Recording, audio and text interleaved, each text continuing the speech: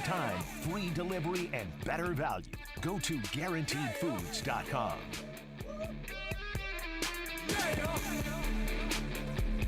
All right, a Tuesday edition of The Zone right here on Sports Radio 810 WHB. Jason Anderson with you, Dylan Michaels. We head up until 2 o'clock. The next 4 hours, we've got you. A lot of stuff to get into and talk about today. We will hang out with Adam Teicher in the 11 o'clock hour from ESPN, presented by Twin Peaks. We'll get his thoughts on the Chiefs, the issues from the weekend with Rashee Rice, the news of the new backup quarterback for the Chiefs and Carson Wentz, and a visitor for the Chiefs today in J.K. Dobbins, the former Ravens running back that has battled massive injuries in his career, torn ACL 2 years ago, ruptured Achilles last year. Effective when he's out there. He has ability. It's just he doesn't have much availability over the last couple of years, playing 9 total games. When he's out there, he's good. Where is he now? And, well, we know he's here, but where is he now as a player and recovering from those injuries? What is his knee like? What is the Achilles like? What would he look like? And also, he wouldn't have to be the number one guy. So, J.K. Dobbins is visiting the Chiefs today, and the report is that there's an expected home for J.K. Dobbins to be decided very soon. So, he's visited a couple of teams, visiting the Chiefs today. The Chiefs may have a backup running back today, along with having a backup quarterback that they reportedly signed to a one-year deal with Carson Wentz. And I don't think there is any coincidence. I think it's correlation causation with the L'Jarius Sneed trade officially going through in the NFL, cap space being freed up, and now the Chiefs can make some moves that they probably had planned anyway, which shows you the importance of having that trade go through. Shows you the importance of moving the salary cap space, moving that number to the Titans, and opening that up for the Chiefs and what it will do and what they can do now. So we'll talk about that with Adam Teicher and other things as well with what today represents. Les Norman will be our guest coming up at noon, breaking the norm. We will get his thoughts on this Royals start to the season. Unfortunately, a 1-3 start and a season in which so far in the 4 games, they've had opportunities to win all 4 of those games. They have won 1 of them. And one of those games that they won, or the only game that they won, was a laugher, was a blowout, and 11-0. The other close games, they have not found ways to get wins, and the bullpen has given up runs in those games. So we'll talk about that with Les Norman. How worrisome is the bullpen to Les? What is the offense looking like with the 15 runs scored the last 2 games? Some home runs, Bobby Witt being a stud, and the starting pitching that is a couple of pitches away from throwing shutouts through the first 4 games. Hasn't happened, but still looks pretty good. At least one rotation through the first 4. We got Alec Marsh today. We'll see what Alec Marsh looks like on the mound tonight against the Baltimore Orioles. 913-912-4810. That is the text line to be a part of the show. 913-912-4810 to text in and join the show today. We will get to some of your texts throughout the show. Certainly we'll talk some college basketball, mix that in. We got some sound to eliminate in the bracket of sound. We'll do that as well. But we start off today with what is a massive day in the Kansas City area. It's a huge day in Kansas City for the future of the ball clubs, the future of the Royals, the future of the Chiefs, the location where they will be playing, city they'll be playing in, county they'll be playing in, residents they will be taking up. It's massive today. And I have been one for a long time. I've talked about it on the air back when I was interning. Long time. I've been a proponent. I have wanted, still want, and hope it happens, a downtown ballpark. I love Kauffman. Grew up going to Kauffman. Grew up standing in line out at GA in right field with friends and family members, getting out there, standing in line, and then gates opening, and then running down to get the closest seat you can to the outfield, to be in the first couple of rows, to be sitting there with the sun baking you in the summer in right field. I've been there, right? Opening days after opening days after opening days. adding the seats to the outfield, and everybody was against that. Oh, they hated it. You can't add seats to the outfield. It'll take away from the fountains. Now, a number of years later, oh, it's beautiful Kauffman. You can't move away from Kauffman because of how beautiful it is. Well, you couldn't improve it. You couldn't make it better, or what seemed to be better, with adding seats because it was beautiful as it is. Now you can't move from there because it's so beautiful. So I've been a proponent of downtown baseball for a long time. I think it is the way that baseball should be, quite frankly. And I think it would be enormous for the continual revitalization of downtown Kansas City. What's fascinating to me in moving away and moving back is that growing up here in Kansas City and spending the first 30 years of my life in Kansas City, the amount of times that my family went downtown, I could count on one hand. And you know why we went downtown? We went to Kemper for the Big 12 tournament. It's the only time I ever remember being downtown. Or the American Royal. Same area. Like, that's all I remember going to. The Big 12 tournament. I have a few memories of that when we would go to the Big 12 tournament at Kemper Arena. My son's 8 years old. He's lived in Kansas City for 4 years. Half his life has been living in another city. He has been downtown 30 times as many times as I did growing up till I was, 24, 25? That's how often he goes downtown, and you know why? Because of the revitalization of downtown. Because of what took place with T-Mobile. Because of what took place with Power and Light. Because of parades. He's been to 2 parades downtown. He hasn't been to all 4. He was a week old in 2015 when they won the World Series. But he was at the parade with me in 2020. And he was at the parade with me, month and a half ago. He's been downtown. We've gone to T-Mobile to watch basketball games. We've gone to Power and Light to eat. He's done that. We never did that. No idea. When they were talking about building the Sprint Center, I couldn't even picture it in my mind where it was located because I didn't have an idea of where it was because I never went down there. Never went downtown, ever. Oh, I go to Kemper, but when you're talking about where Sprint Center was being located, no idea. I'd have to look at a map. Oh, it's like, Grand, 13th, 14th Street right there. Grand and Oak. Sure. I'll take your word for it. Now you start naming streets downtown, I know where it is. I know the businesses around it. I know where things are located down there. And it's because of the decisions that were made by people that had a vision for the longer term rather than the current status quo. And that to me is just like, seeing him have an understanding of downtown, like our kids going downtown, and it's just simply something that they do. It was so weird for me to go downtown. Like, it was like a different country when we would go downtown. Just something we didn't do. And now we go down there, we eat. We have a meal, we break some bread. We see some friends. We go to basketball games. We go to the circus. Go to graduations. But even as we go to graduations, we go to dinner. Because there's stuff to do downtown now. Because of the vision of what the future could look like. Sprint Center, now T-Mobile, Power and Light District. And that was a vote in 2004 for the Sprint Center. I think it's awesome that we have the Big 12 tournament in Kansas City.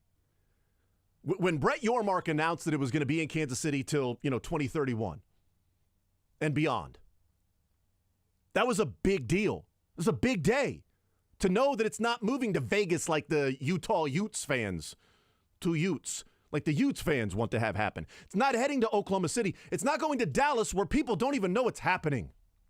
It's not going down there. It's happening in our backyard.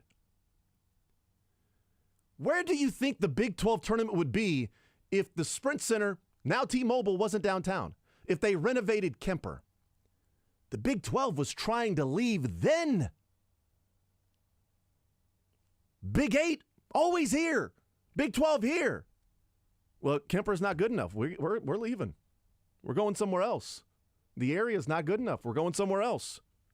Now, not only do people get a better understanding when they experience it, this guy from the East Coast comes in, says, well, yeah, we'll see, planning on taking the Big 12 tournament somewhere else, then gets here and goes, this thing ain't going anywhere. Because of what happens here. Because of the Sprint Center. That's an impact that happened by making that decision with Sprint, now T-Mobile, and Power and Light. It wouldn't be here. We wouldn't be excited about the Big 12 tournament happening. Iowa State fans would have a longer travel to get to Oklahoma City or Dallas or maybe Vegas or maybe New York in Madison Square Garden to host the Big 12 tournament. They'd still do it. Absolutely. They'd They would be there. They'd go. You know, it's like, Goose would have flown, even if Maverick had passed away. He'd hate it, but he would have flown. He would have done it. They wouldn't enjoy the travel all the way there, but they do it because, that's simply what they do. All of this to talk about what's going on today and the massive day that is today. I didn't know that there would ever be an opportunity in my lifetime that there would be a vote. I obviously cannot vote. I've talked about that before. I don't have a vote in this. I've also talked about if I had a vote, I would vote yes. Everybody has their right that lives in Jackson County to go and place their vote. You have your right to vote no. You have your right to vote yes. But I was hoping back in 2006, 2007, when that vote happened, for it to be turned down because I wanted the Royals to look downtown. I didn't want them just to have a renovated Kauffman. I wanted them to have a new ballpark downtown to help revitalize downtown because it wasn't like it is right now. And there's an opportunity today. By tonight, we might be talking about the future of Kansas City that has a downtown ballpark. That if the other project in capping 670 in the South Loop with at least the aesthetics that it looks like in the renderings, just the different feel and view of just being downtown at the time, from where it was when I was growing up to that, is like a different country. It would be like a completely different country because that's what it felt like growing up. It's vacant, nothing there. Why would you drive through it? Maybe because you're lost. I don't know. What were the other reasons to be down there? I don't know. I was a child at the time. But I know my son. I can ask my son, hey, when's the last time you went downtown? He can tell you. When we're driving, he knows downtown. He's 8.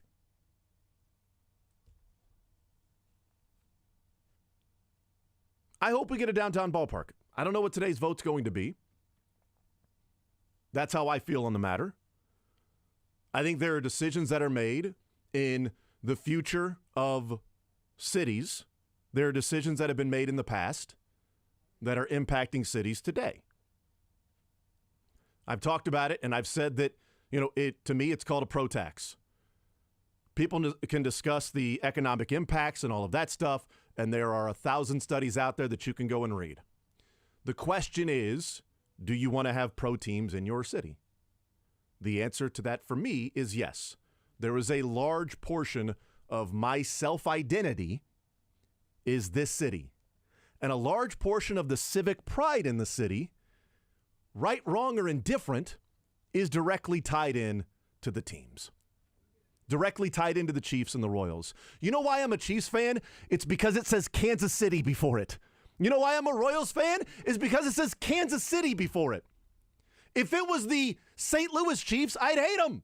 If it was the Omaha Chiefs, they're close, but I wouldn't love it the way that I do now. Think about the Thunder. Right. How do you feel about the Oklahoma City Thunder? Indifferent. Right. You root for them when they're on TV and they're the closest team. Completely indifferent to it. I root for LeBron. Like, people know that my favorite team in the NBA is LeBron. So I liked the Cavs. I like the Heat. I like the Cavs again. I like the Lakers. That's how I choose the NBA teams, is because I don't have an NBA team. Right. Because the Kings aren't here anymore. But if the Kings were here, you know what my team would be? The Kings. I may hate LeBron. Who knows? We still wear Kings gear. That's right. Yeah. We still wear Kings gear, man. I got Blades gear, right? We still wear that stuff.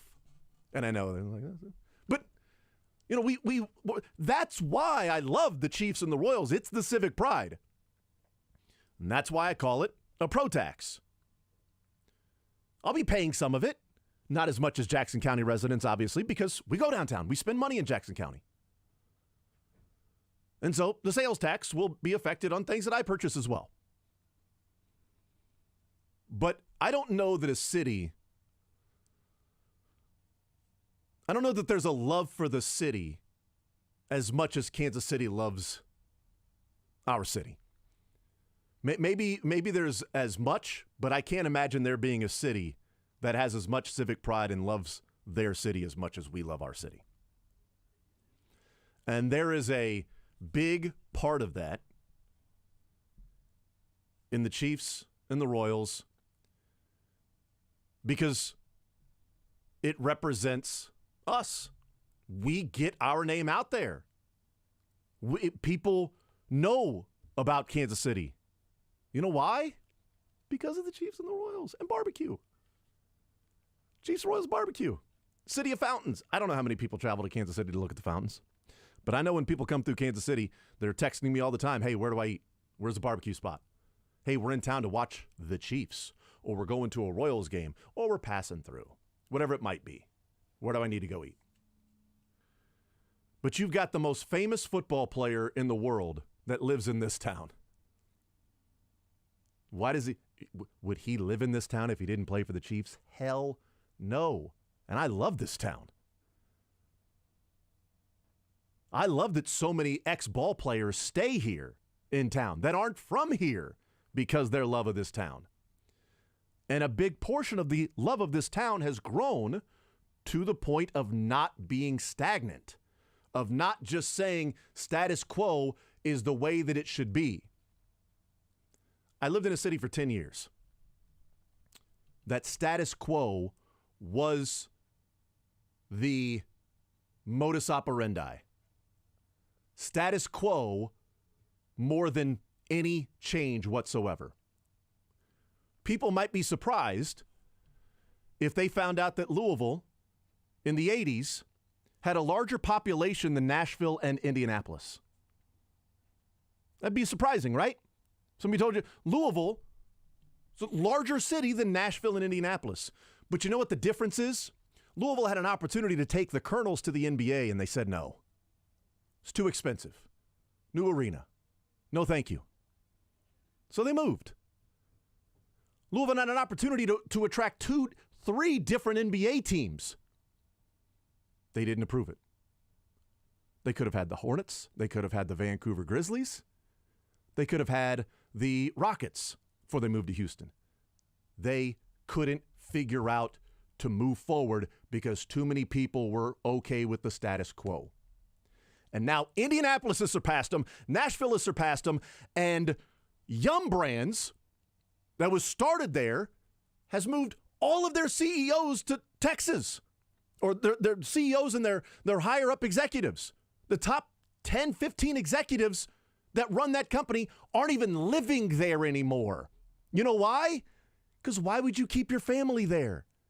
If you're not from there, what's the point of staying there? You got to drive an hour and a half to Indianapolis, hour 45 to Cincy, 2.5 hours down to Nashville, because they didn't have the foresight of the future. They didn't have the, let's build T-Mobile, let's build Sprint, let's build the Power and Light District. Let's build the Truman Sports Complex. I mean, that's what's sort of fascinating about this whole thing is, you know, we shouldn't give tax breaks to the billionaires. Okay, fine. Welcome to America. We shouldn't keep helping the wealthy. Okay, fine. Welcome to America. Well, should we just continue to do that? I don't know. I don't think this is the fight to pick, though.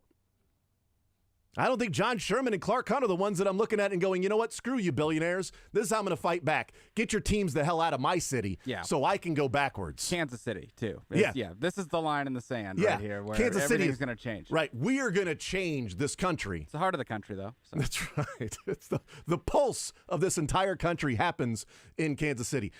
Don't they call it flyover country? You know, but we're the ones that are going to make the change. This ain't exactly the fight to happen. Now, yes, I am biased because I want a downtown ballpark. I've said that. I've admitted. I've presented my bias. Me too. Yeah, in my commentary. Presented the bias up front in my commentary. But the reasons behind this have way more than just there's a pro tax and you just got to simply pay for it. Patrick Mahomes wouldn't be living here. Travis Kelce wouldn't be living here. Bobby Witt wouldn't be playing here if the foresight of the city wasn't to build the Truman Sports Complex. If it wasn't to, hey, we're going to move this team there, but we're not going to do that if we don't have a stadium to play in. We're not just going to keep playing at Municipal. Like, we need a stadium to play in, man. We're not going to keep doing those same things. In fact, right now on NFL Network, they're showing the Chiefs and Eagles game in the Super Bowl 2 years ago. Yesterday on NFL Network, they were showing the Chiefs and 49ers while I was on the air. I'm watching Super Bowl champions, Kansas City. There's a KC right there on the logo. KC, Kansas City. And it ain't just Jackson County, and I know they're the ones that are voting for it today. But it's all of us that grew up here. West side of the line, east side of the line, north of the river, south of the river. All of us, the pride in Kansas City. I want to take a time out. We'll continue on this conversation, and I want to get into the discussion about the public financing, the discussion about supplementing billionaires, giving them a playground, etc. We'll do that on the other side of the break. 913-912-4810. We continue with more Zone right after this.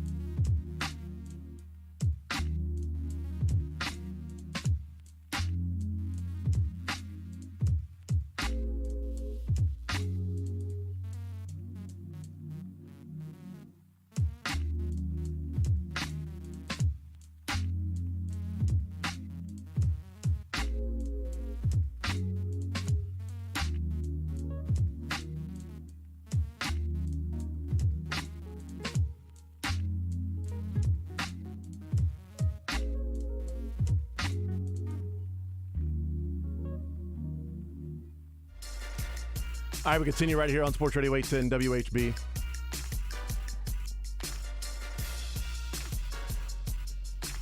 (913) 912-4810. Text says, Jason, calm down, it'll pass. I mean, it's not even about, saying, oh, it's got to, you got to go out there and vote. Yes, I've told people vote however, your heart desires. I don't have a vote. This is what I would do if I had the vote. I'll be helping pay for it with not as much, obviously, as the people that live in Jackson County. Totally understand that, acknowledge that. In as often as we go downtown or, are in the county. 913-912-4810. Text says, Jason, what do you say to the people whose businesses in the footprint of the stadium will be forced to move? Well, this is where we get into the point of, the greater good over the few. It sucks for them. I'll compare it to Florida State in the college football playoff. A personal standpoint, I totally understand why Florida State fans would be mad, would be upset. Why Florida State players would be mad and upset that they feel like they deserve to be in the tournament. They deserve to be in the playoff. But in the bigger picture, I was fine with them not being in the playoff. I understand why those that may have businesses that put in the blood, sweat, and tears and the years of building that business would not be in favor.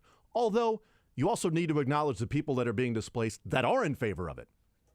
Because let's not act like it's all or nothing. Let's not act like every single business that's down there is like, no, we're voting no because we would have to move. There are some businesses that are moving that are like, no, we're voting yes. So it's not an all or nothing. It's not a one group or not. There's individual thoughts that go along with each and every business. So yeah, it sucks for those that are not wanting it to pass. I get that. But we also look at the greater good over the needs of a few in the city.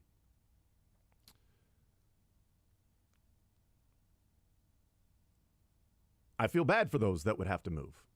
I do. It is not just being cavalier if they don't want to, if they don't feel like economically it's best for them, if they aren't well taken care of by the teams in helping relocate. Those are things that the teams need to make sure they go above and beyond if that's the case. We've seen this in other parts of the city. We've seen this. And I also do wonder, too, like, how much is it just NIMBY? How much is it businesses around there and those in the crossroads that are talking about the crossroads? It's just NIMBY. No, go displace people elsewhere, not in my backyard. I'm okay with doing that, just not here. Well, then that's incredibly selfish, too. So it's like, well, yeah, there's a selfish nature of wanting the downtown. You're not thinking of others. Okay, well, go build it somewhere else. Well, it's okay if they get displaced. There's also the text that comes in. It says, Jason, all that's true with the city and civic pride, but it doesn't mean moving downtown is worth it to help John Sherman and the owners. One of the things that has been confusing to me is if you're not in favor of going downtown, I get it, understandable. And those that will look at the K and go, the K is just fine. Why do we need to help out billionaires to build a new playground for them, build a new stadium for them when the K is just fine? Okay, if that's your opinion, you don't want to help the billionaires build a stadium, you want to stay at the K, then you should also want to tear down the K, right? No, you tear down the K and Arrowhead right now. Because the tax is still going to it. Still paying the 3/8 cent tax for the renovations with the lease that goes to 2031. If you don't want them benefiting from it, then you would like the stadiums to be torn down right now and make them build new. Because you can't say, well, there's no need to give John Sherman extra money. The K is just fine. Yes, the K. How did it get built? How did the K and Arrowhead get built? We know how it got built. Whether it's taxes or bonds or whatever, we know how it got built. So it's hard to sort of square the circle of, no, let's just keep it where it is. It doesn't need to move downtown because we don't need to keep supplementing billionaires. Then you want to tear down the stadium right now. That's what you want. Because tearing down the stadium and making them build new would be your argument. About any supplement to the billionaires is not a good economic impact. You got to make owners pay for it. Okay. Then tear it down and make Clark Hunt and John Sherman pay for it. My guess is it won't go the way that you think. My guess is the result won't be what you think. And look, there are also people that are like, whether it's a great economic impact or not, keeping the Royals and Chiefs in Jackson County is important. And this is a way to ensure that the Royals and Chiefs stay in Jackson County. Both, either, one or the other, neither, who knows what the future could be if it's a no vote. No idea. But I know tonight, from a personal, whether you think it's selfish or not, standpoint, I'm hoping I'm going to bed with the idea of looking to the future of having a downtown ballpark and thinking of what it would look like even with capping, 670. And a text came in and said, don't know how I feel about that project because it's cool driving through and seeing the stadiums. And it'd be cool driving through the South Loop and looking to, whichever way you're going, right or left, and seeing a baseball stadium and then seeing, T-Mobile. But also the aesthetics of being able to be connected there and just simply, and I know there are, streets, obviously, that are connected there. But if there was that, sort of park and everything, you could just simply walk across. You don't have to then wait at either Oak or Grand or wherever, Maine, to cross to get from stadium to stadium or area to area. I also want to talk a little bit about the conversation about the economic impact and people discussing the thousands and thousands and thousands of all of these different studies that have gone on with the economic impact of having a publicly financed stadium, that it is not good for the city, it's not good for the county, it's not good for whatever. But that's looking at just simply raw numbers. What's the price of knowing the Chiefs and Royals are here in Kansas City? Again, it goes back to the civic pride. I call it a pro tax. What's the price of knowing that Patrick Mahomes, you can drive right now and at least get near his house? I mean, it ain't Hollywood, right? I know, gated community, all of that stuff. But you know where he lives. He's in the area. Text came in and said the Kansas City has the most famous football player in the world, and also Patrick Mahomes lives here.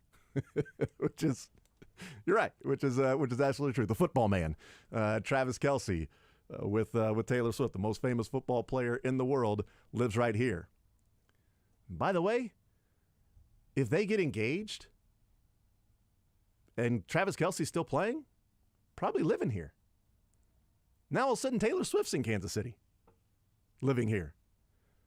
Now I'm not saying we pay, extra taxes so that celebrities can live here, but there is the element of having that and knowing it says Kansas City Chiefs, it says Kansas City Royals. Are the teams leaving? I don't think so. If it's a no vote, I don't think the teams are leaving. I don't think they're leaving the area. I think there's a decent chance one or both could leave Jackson County, but I don't think they're leaving the greater Kansas City area. Don't know what the future of the Chiefs would be as to where they would move their stadium. Don't know what the future of the Royals would be as to where they would move their stadium. My preference is to have the stadium downtown. I also think there's a lack of economic impact study that acknowledges people living in the town and keeping people living in the town. Being able to attract talent and keep talent. And I don't mean that from a standpoint of professional sports. I mean that from a standpoint of professional businesses. A lot of businesses around town that keep their headquarters and offices here because if you're attracting people from different cities and they come to Kansas City, they've got things to do. If you're out of college, you've got a nightlife. You've got concerts. You've got football games. You've got baseball games. You've got restaurants. You've got things to do here. There's a reason ball players then stay here. But if you're a young person, I promise you, in the 90s, attracting a young person to stay in Kansas City was probably much more difficult than it is right now. Attracting talent Because again, the only other reference point I have is a city that I lived in for 10 years that one of the biggest issues they had was keeping talent. People moving from out of town to that city to work and living there and going, I'm bored. I'm driving to Cincinnati to entertain myself. I'm driving to Indianapolis to entertain myself. I'm driving down to Nashville to entertain myself. I'm bored. And they leave, attracting bigger businesses, whether that be a hub for Amazon or Google. You do that when you have a place that can attract talent and keep talent. Those things are connected. Make no mistake, they're connected. T-Mobile, Power and Light, Chiefs, Royals, big parts of keeping talent in town. I don't know how many of those economic studies actually present that and to keep a Fortune 500 or a Fortune 1000 company in Kansas City. To keep a Cerner in Kansas City, as opposed to moving their headquarters. As opposed to a city, again, only reference point, of businesses moving out of downtown, leaving vacant buildings downtown. Their top executives moving cities. Yum Brands headquarters in a city, their top executives living in Dallas. Now, if they had the Chiefs and the Royals and, whatever else, those top executives may stay there. I don't know. But I know what we have here and what the future could be for downtown is, to me, it's really exciting. I feel for those that are in the businesses, that are being displaced, that are vote no's. I do. It sucks. And I hope things work out. But I don't want to group every single business down there that could be impacted or affected as every single one of them is a vote no, because there are the vote yeses that have businesses down there. And that area thriving, and people talking about how great Crossroads is. Crossroads is cool. Also has more traffic and more people going down there because of what's taken place just north. Because I wouldn't know anything about the Crossroads if it wasn't for T-Mobile and Power and Light. I would know nothing about it. I know about it because I lived downtown for 3 years before I moved. I lived right across the street, just south of the Kansas City Star building. I lived on 17th and Oak. That's where I lived for 3 years. Walking distance to T-Mobile, walking distance to the Power and Light. It was great. It was cool. Would have never moved there in a million years if those things weren't there. And that's also an economic driving engine as well for those that may be landlords, those that have businesses and things like that. We'll take a timeout. We'll come back, continue rolling more Zone right after this.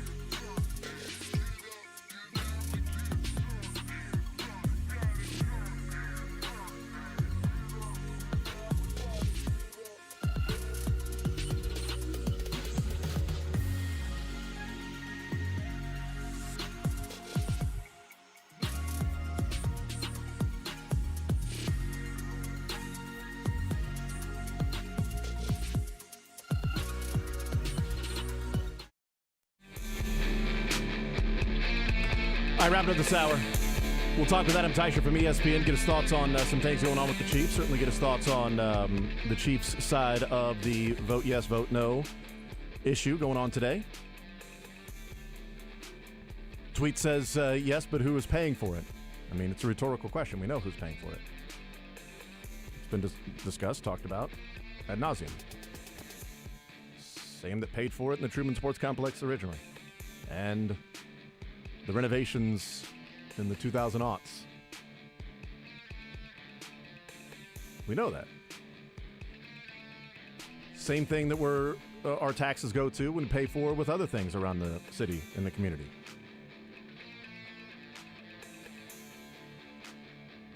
Why should I supplement that? Why should I give to that? It's all part of being a part of a growing city.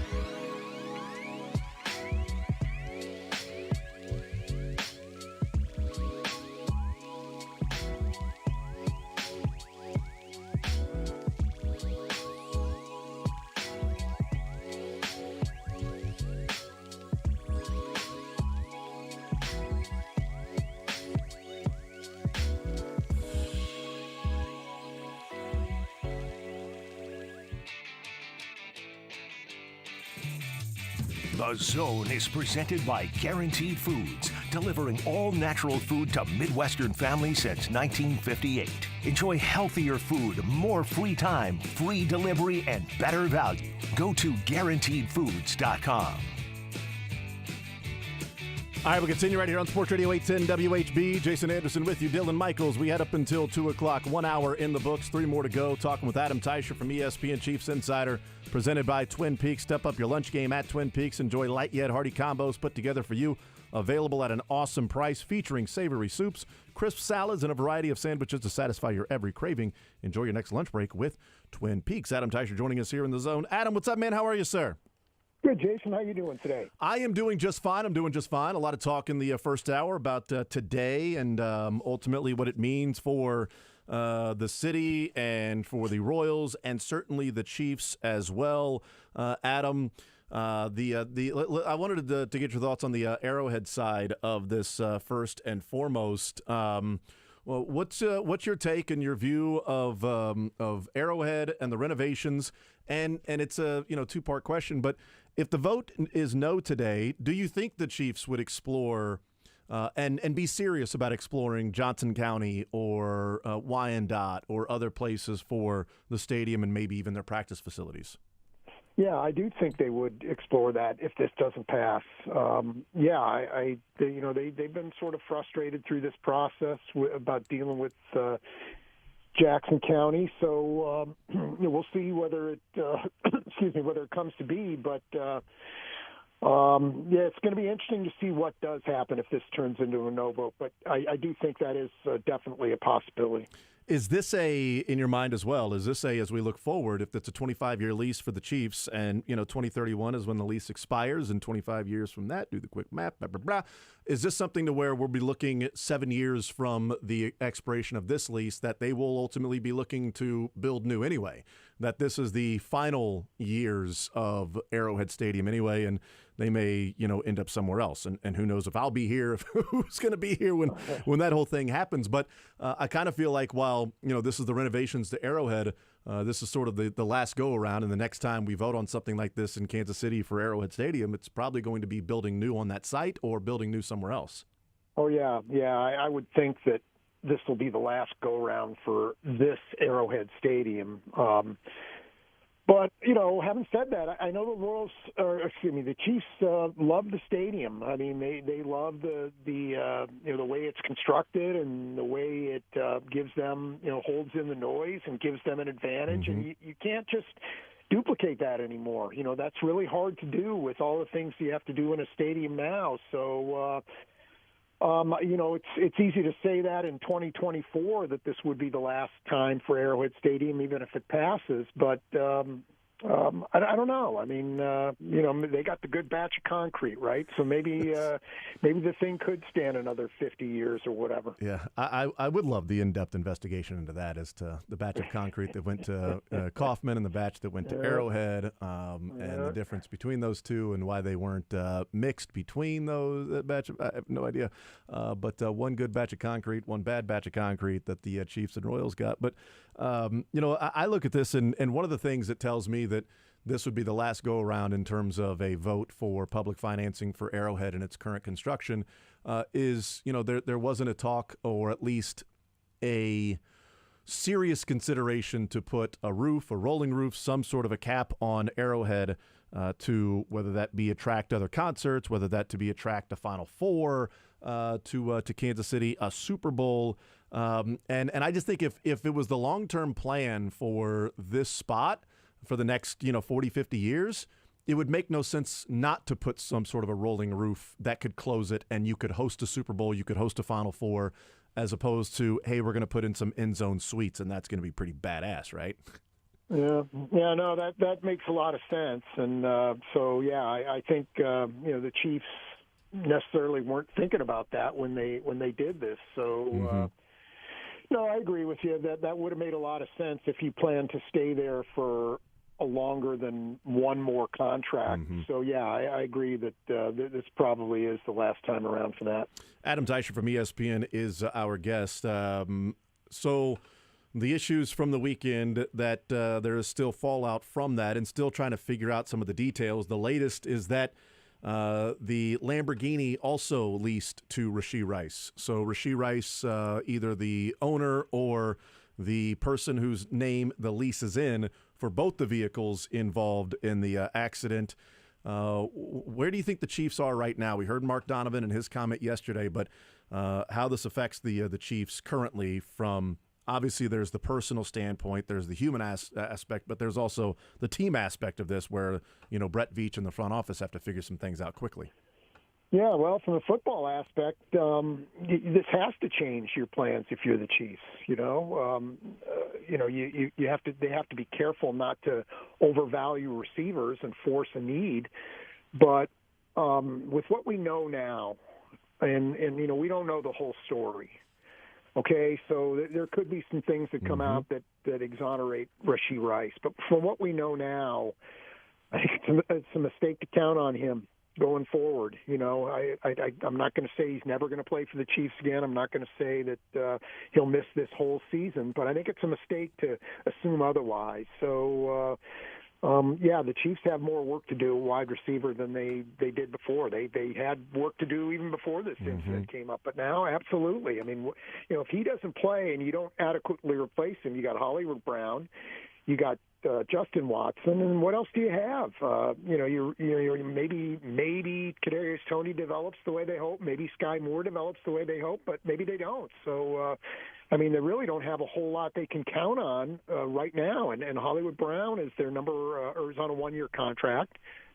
So he may not be here for the long term. So they've got a lot of work to do there, and the picture has changed, no doubt about it. How much? Because it obviously has to in some degree, but how much do you think it does change draft plans for the Chiefs if there is this unknown of Rashee Rice? I mean, it's not too long ago, Adam, that we went through the same thing of the unknown of a wide receiver, and it clearly changed draft plans for the Chiefs that day and that offseason. How much do you think it changes draft plans or strategy this go around for the Chiefs?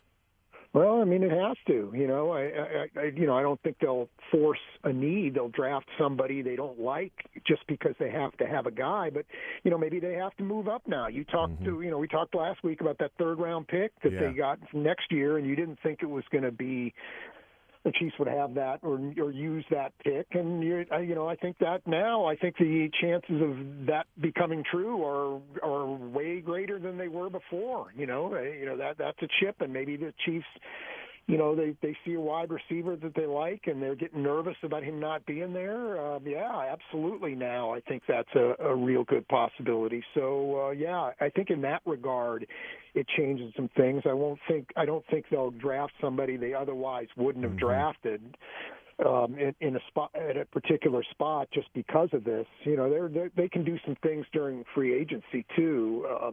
With some guys who are out there going to be cut. But they may have to piece some things together a little bit in a way they weren't expecting now.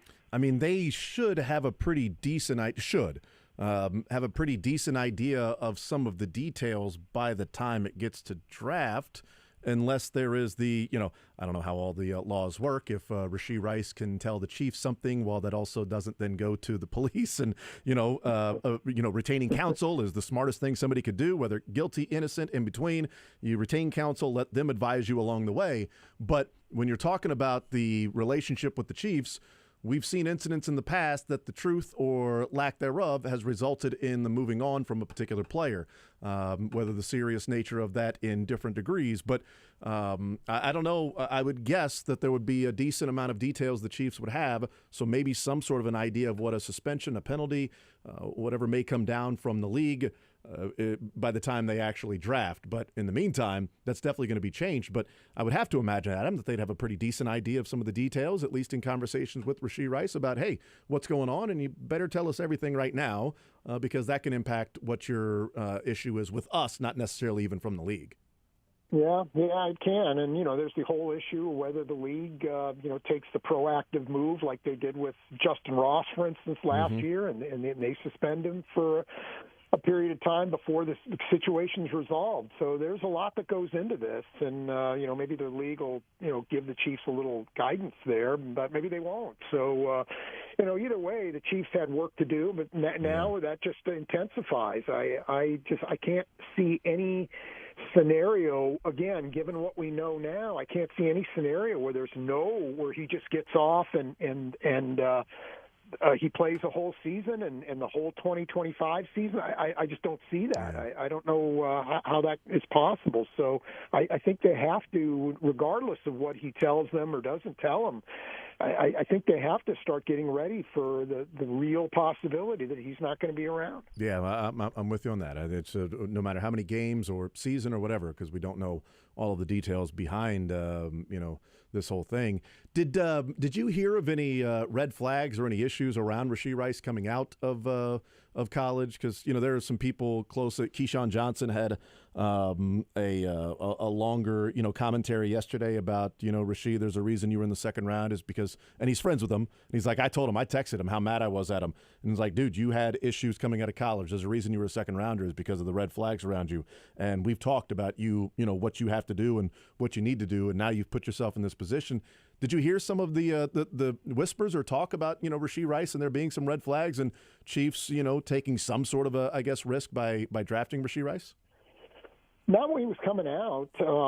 He's not the fastest guy in the world, as we know. So that's certainly something that can push you out of the first round if you're a wide receiver. So not at the time, but. Yeah.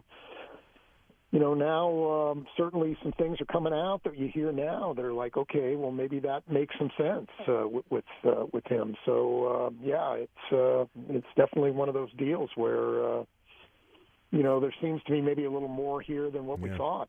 Well, my theory would be around that is the Chiefs' willingness to do that if they felt that they traded back in 2022. For to get an extra fifth rounder, and they ended up getting Sky Moore. But taken in that spot was Pickens. Went to the Steelers, and he's been pretty awesome. But it was, Pickens had red flags, and we're not going to draft him. He's not even on our board. We're never going to draft him. We're going to take Sky Moore. And I wonder if a year later they're like, okay, we're not falling. Rashee Rice is here. There might be some issues, but we got burned with Sky Moore last year because we passed up on a guy that might have had some red flags, and that guy's pretty damn good in the NFL, and we need receiver help, and we need this guy. So, if we have to trade up and get him, there might be some things that are there, but we think bringing him into our organization that we'll be able to handle some of those things. Do you think there may be anything to that if there were red flags that the Chiefs were aware of, given with the move they made of not drafting Pickens the year before? Yeah, I don't think that not drafting Pickens was an instigator. I mean, that was not the cause. If indeed they felt the way you suggest, because every situation is different. Every guy is different, and you can't say, well, we lost out on this guy because and we made a mistake, so we're going to take a chance on this guy. I mean, all these issues are different. So. I don't know that one had anything to do with another, but more willing to embrace the issues if it's like, okay, we took Sky Moore, it didn't help, or he isn't the guy we thought he was going to be, and this guy that was really talented, that did have some issues that are there, has turned out to be really talented, and maybe this is a go around that we need the help, and this guy is the most talented on the board. Are there some issues? Yeah, but not directly related to George Pickens, but maybe not just eliminating him like they may have done with George Pickens before. Obviously, red flags and issues are all different on an individual basis. Yeah, no doubt. And but I think the Chiefs have what's the right term? A tolerance for certain things, and not a tolerance for other things. And the issues here are likely different. So I think they just sort of take it on a case-by-case basis and not say, we made a mistake last time. We're not going to make that mistake this time. I think the issue that they have as well is, it's a couple of incidents over a number of years that have involved cars, a high rate of speed, whether impaired or not, that, had to do with Britt Reed and now with Rashee Rice. I mean, if there's an organization that would be, letting people know about, the dangers of driving too fast and younger people make dumb decisions all the time. And when you've got a fast car, typically you may want to drive that fast. There's a difference between driving fast and then racing on the highway or road rage, whatever it may have been. But I do think, there's a connection here with this organization that's had a couple of these incidents that have taken place over the last, 4 or 5 years. One that obviously resulted in much more of a severe injury. This one, luckily for Rashee Rice and thankfully for all involved, it doesn't seem like there were severe injuries to this one. Yeah. No, I agree, but I don't think you can say there's real danger in the Chiefs saying, well, because there were no injuries or serious injuries in this case, we're going to look the other way. Right. I mean, I just don't know how you do that. So, this is a serious thing that was allegedly done here, and the Chiefs have to address it in some fashion. They just can't ignore it. Adam Teicher from ESPN is our guest. All right, what do you make of the news? Carson Wentz signed by the Chiefs, a 1-year deal, backup quarterback for the Chiefs. Blaine Gabbert, they move on from him. They had Chad Henne for a while, and then Blaine Gabbert last year, Carson Wentz this year. What do you make of the decision to bring in Carson Wentz to back up Patrick Mahomes? Yeah, it's a different type of backup than the Chiefs have had since they've had Mahomes, no doubt. They when they brought in first Chad Henne, and then remember Matt Moore came in a year later. The Chiefs were like, hey, we want a guy who's been around for a while and started some games in the league, and we want him as kind of a sounding board for Mahomes, and a guy can work with him and go through film with him and all that. And that was still the idea when they moved on from Henne to Blaine Gabbert last year. But now, obviously, they don't feel as strong about that Mahomes needs that. So, now they got a guy with maybe a little more upside if he gets in the game. But so it's kind of interesting how they've shifted philosophy a little bit in that regard. Well, and one of the things that's a little surprising to me about Carson Wentz is I don't know all the details that took place with Doug Peterson and the Carson Wentz and the Jalen Hurts, and whether you play Jalen Hurts or you should have played Carson Wentz, or he didn't want to play Carson Wentz and wanted to go to Jalen Hurts. All of the stuff that was going on behind the scenes that may have ultimately resulted in Doug Peterson being fired. I would say if there were any issues between Doug Peterson and Carson Wentz, Andy Reid and the Chiefs would be well aware of that. So if there were any issues that they felt like Carson Wentz wasn't a guy that was going to be good to bring in, and there were some issues from a team standpoint with Doug Peterson, then Carson Wentz would not be a Kansas City Chief. So I would guess that the Chiefs got a seal of approval from Doug Peterson in his time working with Carson Wentz, which makes me feel a little bit better about what took place there, I guess. Yeah, the Chiefs did their homework there. Those guys talk all the time, so that conversation was had, and there's a difference for Carson Wentz for that situation to this one. I mean, he was younger then, first of all. Second of all, he was brought in to be their guy, and I don't know exactly what the Eagles might have said to him, about him having that job, but he was certainly under the impression that was his job. I don't know exactly what the Chiefs told him, but I'm assuming he's coming under here under no pretense that he's ever going to be the starting quarterback unless Pat Mahomes is unavailable to play. So, there's some real big differences here, and I wouldn't think that would be a big issue in this case. Yeah, I would agree. I don't think they're citing him and going, look, Carson, it's a competition. I mean, if every job is open at training camp, you can win this job if you go out and outperform the best in the league. It's a red flag if they get to the second or third day of practice and he goes up to Andy Reid, Wentz does, and goes, hey, why am I always the second guy in on the drills here? What's going on here? Why am I not first? I don't think that's going to be happening. Coach, how am I supposed to get ready for the season if I'm not practicing with the ones? There you go. Do you expect me to be a backup all year long? Because that is not why I signed here. I thought I could win some Super Bowls as starting quarterback here, man. Adam Teicher is our guest from ESPN. No false pretenses from Carson Wentz. J.K. Dobbins visiting the Kansas City Chiefs today. Hollywood Brown has tweeted J.K. Dobbins and said, think diamonds to J.K. What do you make of this, that J.K. Dobbins is in town, and the report is that he will have a home very soon? Yeah, the Chiefs have a need. I mean, there's no doubt. Their running back depth chart is one guy right now. Yeah. So, there's a need there, clearly. And so, if he's healthy, what a great move for the Chiefs. If they can get him on a relatively inexpensive contract, I think that this would be a real smart thing for the Chiefs to do. So, and a guy who not going to get the contract he wants right now, but if he has a nice year, maybe he can get something next year. So, guy you think would be motivated? I really like this. I think this is if the Chiefs can make this one work. They're a better team than they were before he signed, no doubt about it, because they do have a need there. And hey, Pacheco's your number one guy, but he's had some injury issues, and you got to have the depth at that spot. You really have to have three nowadays, I think, because somebody's going to get hurt, and then you don't want to be left with one. So they're going to draft somebody too. I don't think there's any question about that. So a depth chart of. Is a great start with Pacheco and J.K. Dobbins, and then you get a draft pick in here, and I think the Chiefs will be in good shape there. Yeah, I'm with you on that. J.K. Dobbins was one of the players when free agency opened up that I would have liked the Chiefs to go out and sign, obviously to a lower level contract and maybe some incentives that are there, but there's a rehab of not only physically but of his career as well, and there's an opportunity with the Chiefs and maybe to think diamonds with Hollywood Brown, who he's been a teammate with in J.K. Dobbins, and what does that mean moving forward? But I'm with you. I think the Chiefs, pretty much every running back room, but certainly the Chiefs, I don't expect Isaiah Pacheco to go through a season of 17 games and be healthy week in and week out. J.K. Dobbins has had his injury issues. He's had the ACL tear. He ruptured his Achilles last year, so those are big time injuries for him. But he doesn't have to be the number one guy. He's a guy that'll be getting reps, get some Clyde Edwards-Helaire reps, and also a powerful running back. And I know Pacheco was a powerful guy that looks for contact, but he's a powerful sort of smaller guy.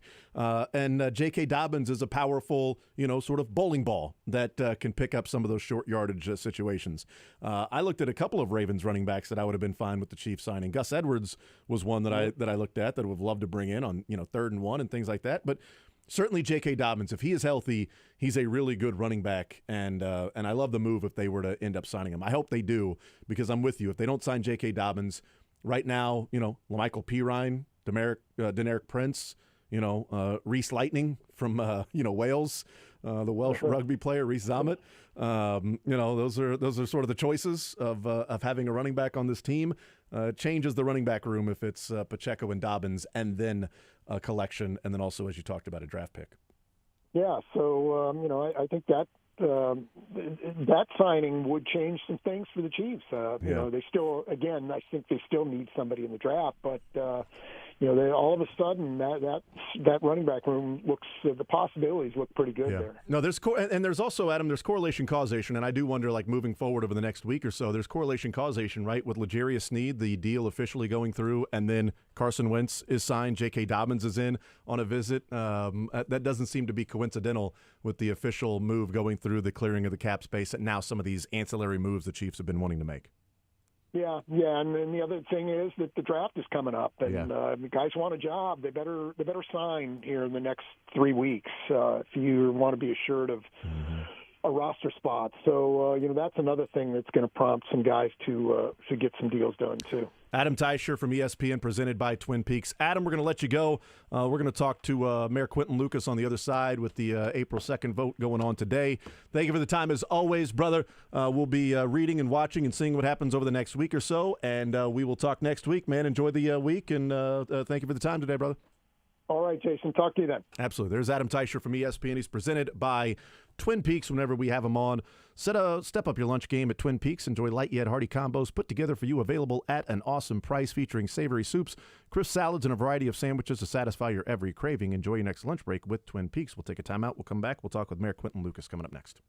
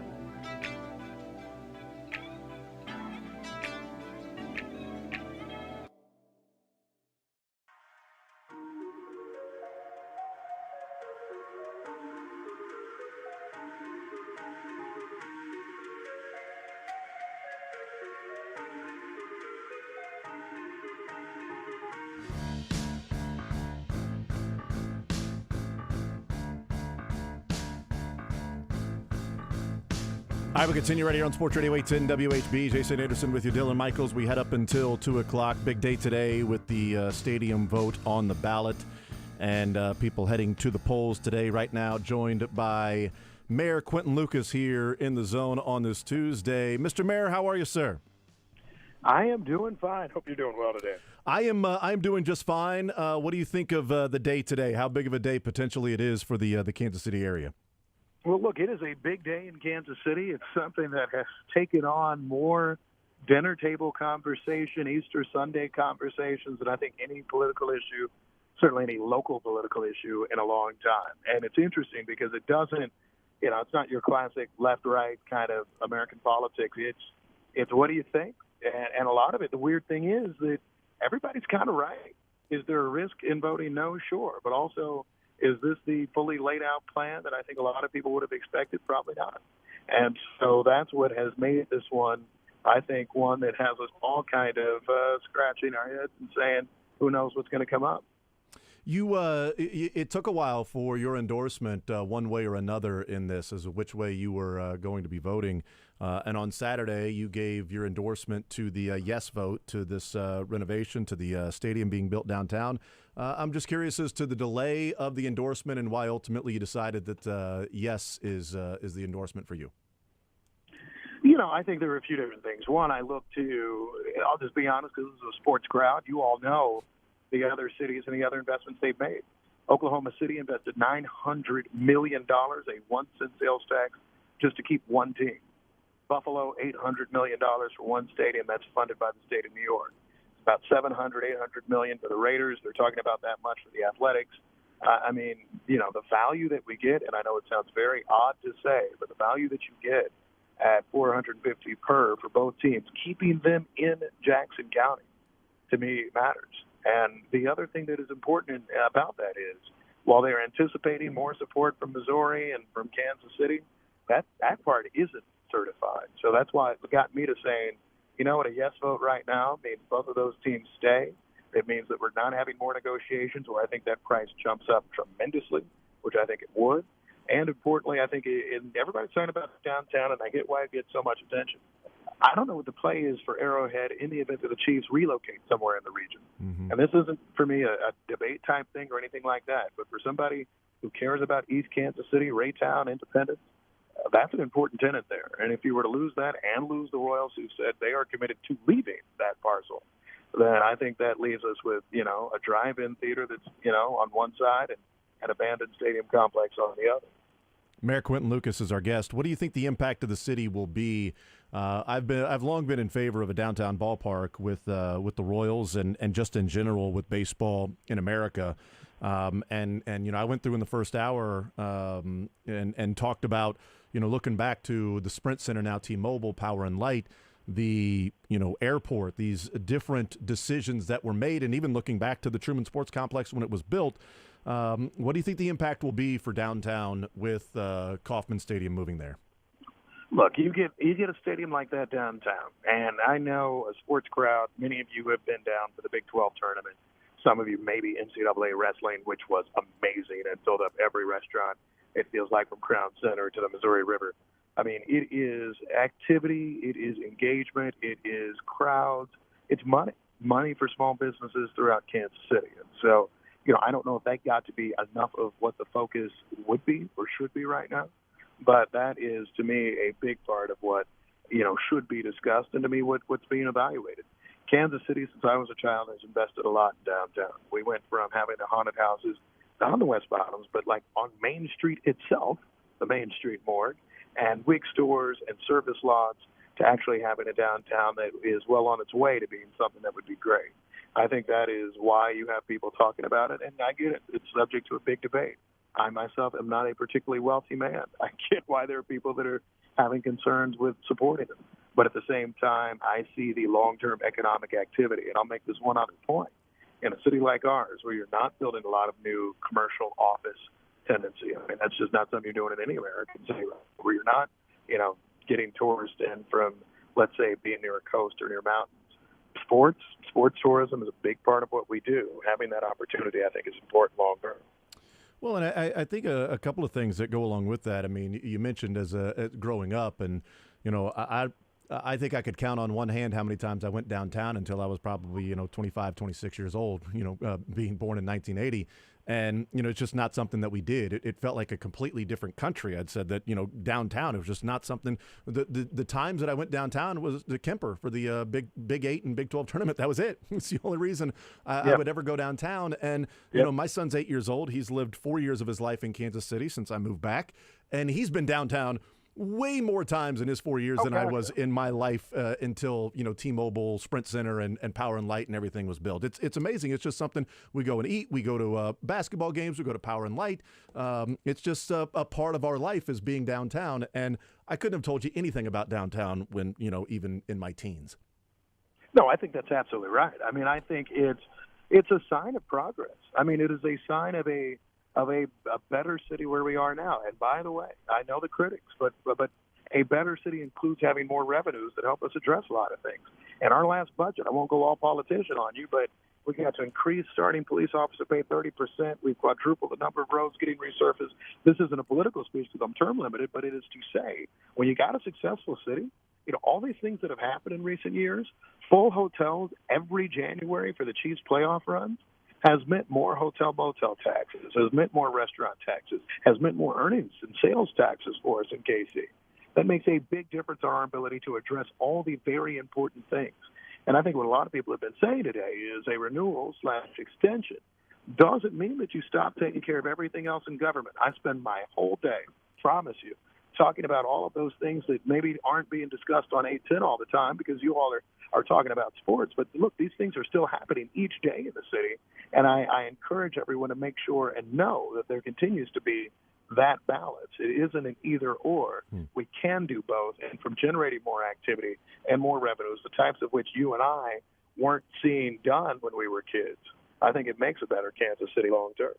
Well, yeah, I think that's one of the Mayor Quentin Lucas is our guest. I think that's one of the points from those that are the vote no is why can't this money go to other things to help out the Kansas City area? If we're going to extend some sort of a sales tax after 2031, let the billionaires pay for theirs. And if we're going to invest in the city, invest in other parts of the city.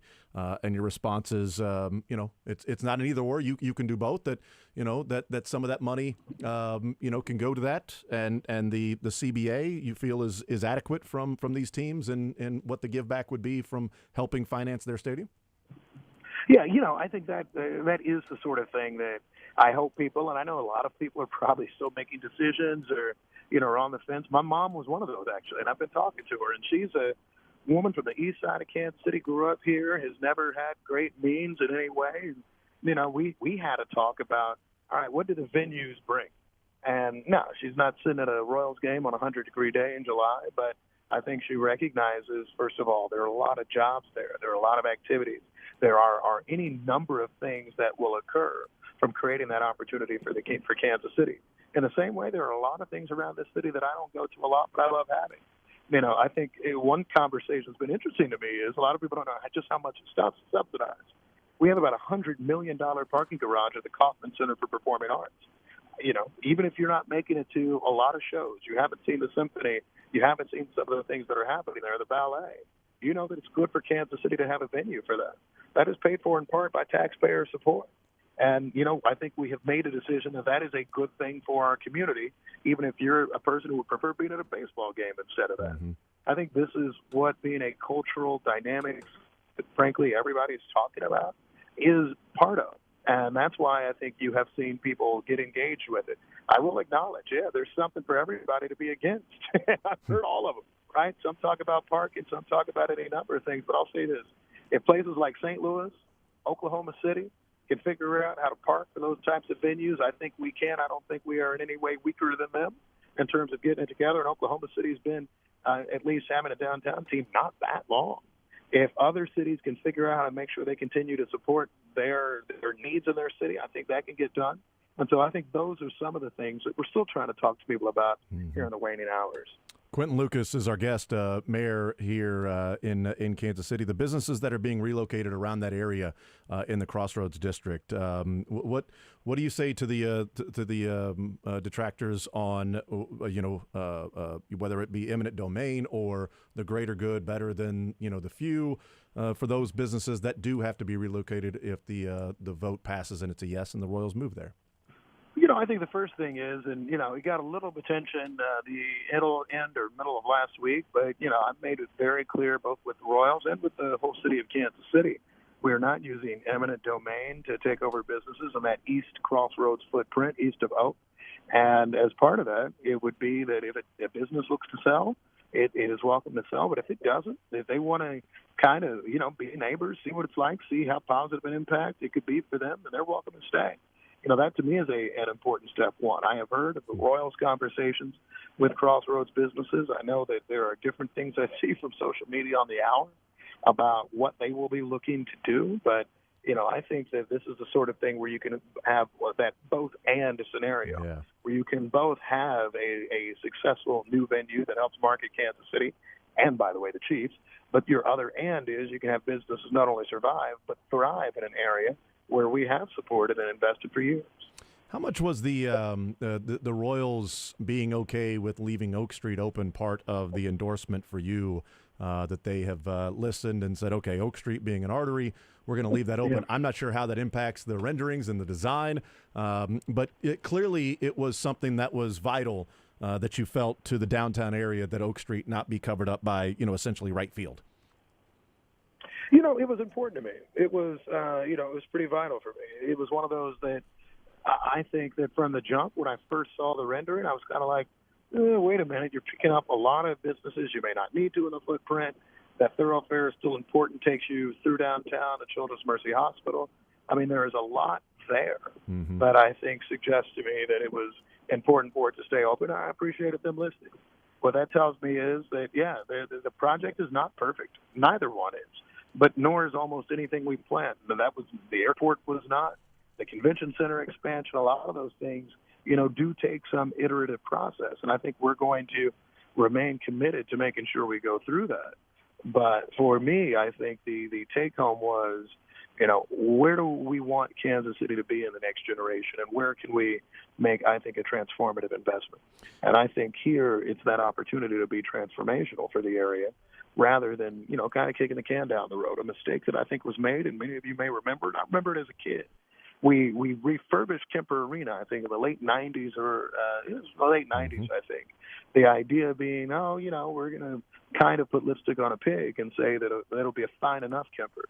What ended up happening was the Big 12 tournament moved games to Dallas, and it looked like we were going to fall terribly behind. And a few years later, we voted on the new T-Mobile Center, the then Sprint Center. I think that that's kind of the choice we have now. Certainly, we can kick the can down the road, say, hey, let's wait 7 years, see what the heck happens. But, I don't love rolling the dice. I'm not a gambler as much as some. And I think that this is a moment that can be very important for us in building a future for the city and the region long term. Do you have any early indications? Polls have been open for almost 6 hours now. Do you have an early indication of where it's heading? I know it's early, but where it's heading? I hear turnout's been robust. I'm a guy who got elected mayor, and these local elections nobody tends to show up to, and so I'm kind of excited about that. Usually, we get low turnout, more than 10% sort of thing. They're talking about 30, 35%. Wow. I think that is good. I'm interested to see what perhaps comes next in terms of, how we look to turn out through the end of the day. But, hopefully this at least moves us, hope for a yes, but even if there is a no vote, there's some conversation on, all right, what is the real future? I think the Royals have made clear it is not a Kauffman Stadium for it, and the Chiefs have made clear that they want a top-flight venue. That's the sort of thing that I think Jackson County has the chance to make the choice on here for those who haven't voted for the next 7 hours or so. You've been through this a number of times, whether it be a general election or different voting days. Do you have a time frame of results when you might get an indication of which way it's heading? It's I haven't seen polling for a little while, and that usually is what lets you kind of know or have some vibe for what's happening. But for me, I'm gonna make sure I tell people to get out to vote, no matter how they're feeling or thinking about it. I also encourage them just hey, go with what you're. these teams, when you think about big companies in Kansas City, and look, we all know it. It's not just anything like that. What do people talk to you about, right? Before they know what either of us do. They're kind of saying, oh, man, in Kansas City, I'm hearing about all y'all right now from the Chiefs or anything like that. And they even do know of the Royals, even in our years that are a little more down. And so just remember that, I think, and that economic activity you can get from it as part of your decision-making process. What are your plans tonight? You be anywhere holding a party or out in public, or what are you doing? You know, there's a celebration tonight. I don't know if I'll make it. My my wife had to deal with a lot of this, and she's like, "You're not running for office. Why all these different times?" But you know, there's a gathering downtown to see results. There's a separate gathering downtown. I know on the other side. Yeah. I think for all of us, we're interested in seeing, you know, just what the outcome will be, and then, you know, no matter what happens, I'm not a Debbie Downer type. So if it's a positive, you know, we'll get to work. If it's a negative, we'll get back to work as well and make sure that these teams remain part of the brand for this community for years to come. Quinn Lucas, our guest. Mr. Mayor, thank you so much for the time. I appreciate it, and we'll see what happens throughout the day. Thank you so much. Hey, thanks, man. Absolutely. There's Quentin Lucas as the April 2nd vote is here, as it is April 2nd, and a big day in Kansas City. I talked about it for the first hour of the show. From 10 to 11, just my thoughts on the whole thing. If you missed that, you can go check out the podcast. We'll still be talking about it over the next couple of hours as well, as it is a massive day in Kansas City, that the future of downtown could be completely changed, or the future of the Royals and Chiefs in Jackson County could be changed, no pun intended, crossroads, but a fork in the road as well for these two organizations. We'll take a timeout. We'll come back, continue rolling more zone right after this.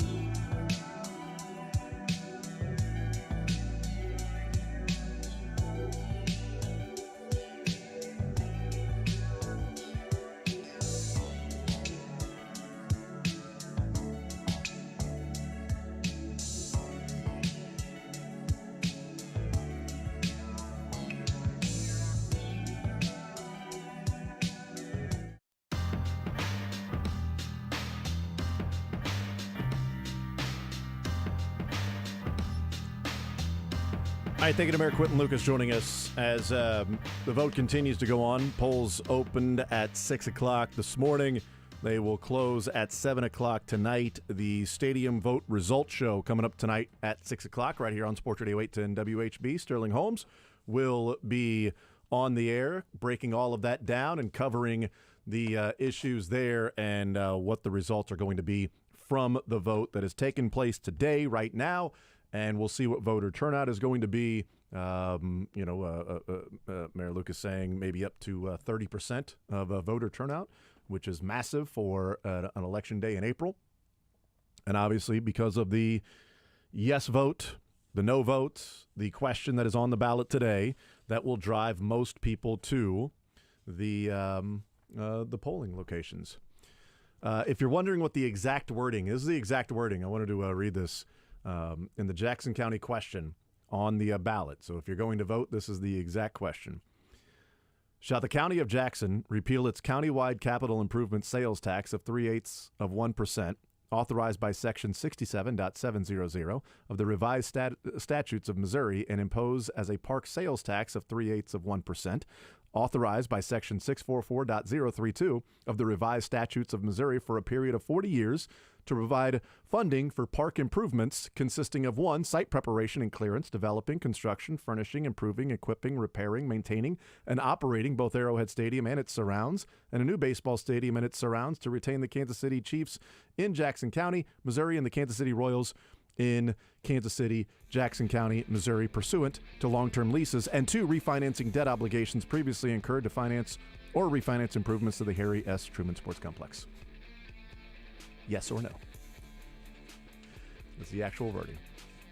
Because it sounds like at the beginning, it's like, shall the County of Jackson repeal its countywide... Well, no, I want them to build the stadium. But then implement a new one for 40 years for the Royals. Then yes. And we'll see as the results come in. But tonight, 6 o'clock right here on Sports Radio 810 WHB, Sterling Holmes will be on the air and covering and breaking down the information coming in, as we'll see what the future is of the Kansas City Chiefs and Arrowhead Stadium, and certainly what the future is of the Kansas City Royals and Kauffman Stadium, as I watch NFL Network in front of me of the Chiefs winning the Super Bowl against the Eagles. What a fine day that was to be in Kansas City.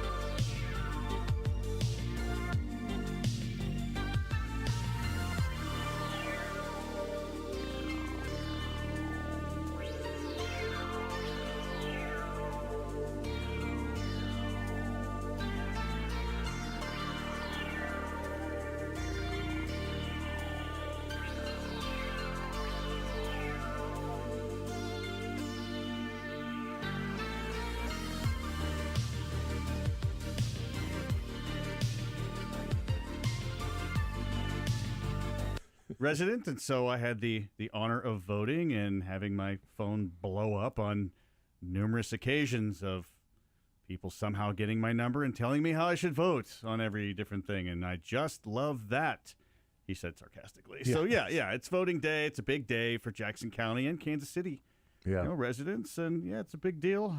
Has to come around every now and then, right? Yeah, I've said a number of times on the air, and I spent the first hour talking about it as well, that I don't live in Jackson County. If I did, I would vote yes. I will not tell somebody which way to vote. They, it's their right to vote yes or vote no. Would they not let you in? They would not. Yeah. Okay. No, I was right. like, I'll see what I can do. Thank you. They're like, if you're moving back, you cannot move back to Jackson County. You had your shot, Jason. We've dealt with that before. We are done. You out. Get the heck out of here. But I don't live there. I mean, I'll take part in paying for a little bit of it because we spend time in Jackson County. We shop and go to restaurants and stuff. So there'll be the sales tax and everything like that will to a degree, but not as much obviously as the Jackson County residents. Mm-hmm. It's a huge day because most of my life thinking about baseball, like I've really longed for and wanted a downtown ballpark. Yeah. Just what it sort of the pageantry and the romance of baseball and the feeling of it sort of being downtown. I have loved the K. Right? I've loved the K. I have so many vivid memories of Kauffman. And I talked about, that earliest memories of going out and standing out and waiting in line to get into GA, to run down in right field to get the closest seat possible there, to the people that had the blown up hammers for Bob Hamlin, at the time. Baking, the dancing bear. Yes, baking in the sun when that sun is going down and just, pounding right field with the Rays. And those are the earliest memories. And I love going to Kauffman Stadium. But I also am so excited for a downtown ballpark. Hopefully, I'm hoping there's a yes vote today and it gets passed. And I love Kauffman. I'll still have the memories there, but there's also new memories to create with a downtown ballpark, and also what it can continue to do with the revitalization of downtown as well. It's a huge day, and I really didn't think a day would come, quite frankly, after they voted to renovate in 2006. And the lease that would go till 2031, I really didn't think there would be a day to where it would be on the ballot that there would be a downtown ballpark that people would be voting for. Right.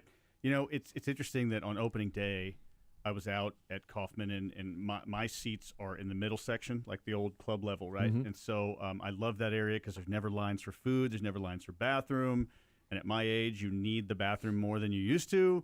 And so I'm just staring out there, and I was thinking about, I have to vote April 2nd, and I'm out there just looking at the grass, and wow, I used to be out there. I used to play right there. Right field was my spot, and that's going to go away, and the stadium is going to be gone, and all that. And it's nostalgic, and it's great memories. But not one time did I ever think, well, you know what? For that reason, this stadium has to stay here. Yeah. I'm gonna drag my feet and all that.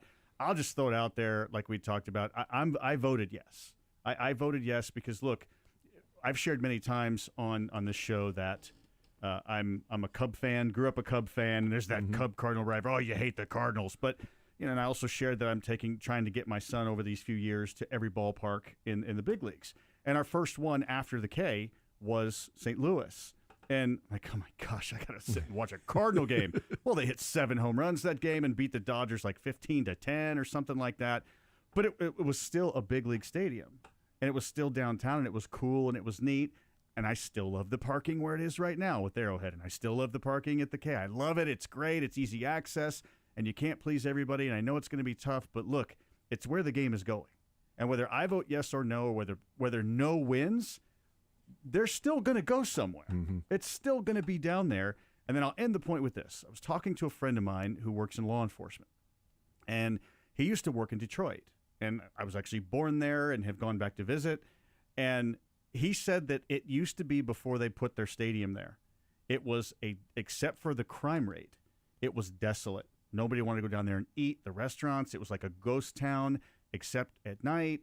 And they put a stadium there, and then all of a sudden restaurants came in and other businesses came in, and life came to it. And the crime rate actually went down in that area. Now, I don't know if that's going to be here. I don't know statistics. Please don't text me. I've had enough voting text today. I don't need any more. And don't email me because I don't know those stats. I'm just sharing what a friend of mine shared. He says it really helped the downtown area. So wherever the stadium goes, wherever it would be, I'm going. Yeah. Because this is the team that gave me my big league dream shot. It's Major League Baseball. I've got memories of all stadiums now, or as we grow up and go to all these stadiums. And so, and I respect people for voting no. I absolutely respect that. But for me, I have my vote, and my vote was yes, because I'm just excited that, yeah, let's go downtown. Is it going to be hard parking? Probably. Yeah. Is it going to be hard traffic-wise? Probably. I also came through the Triangle today on the way into the station, so I'm used to it, and it is what it is. Yeah, just thinking about what downtown looked like before Sprint Center, now T-Mobile, and before Power and Light, and just it was desolate. I mean, there was just nothing to do downtown. Yeah. And now, we love the Big 12 tournament. It's amazing being down there. It's hopping down there all the time. Yeah, and Brett Yormark, the Big 12 commissioner, the Big 12 tournament would be played somewhere else. It would not be in Kansas City. He was talking about taking it elsewhere when he took over as commissioner. Then he got here, saw the tournament, saw what Kansas City did, and saw the access and how great it was.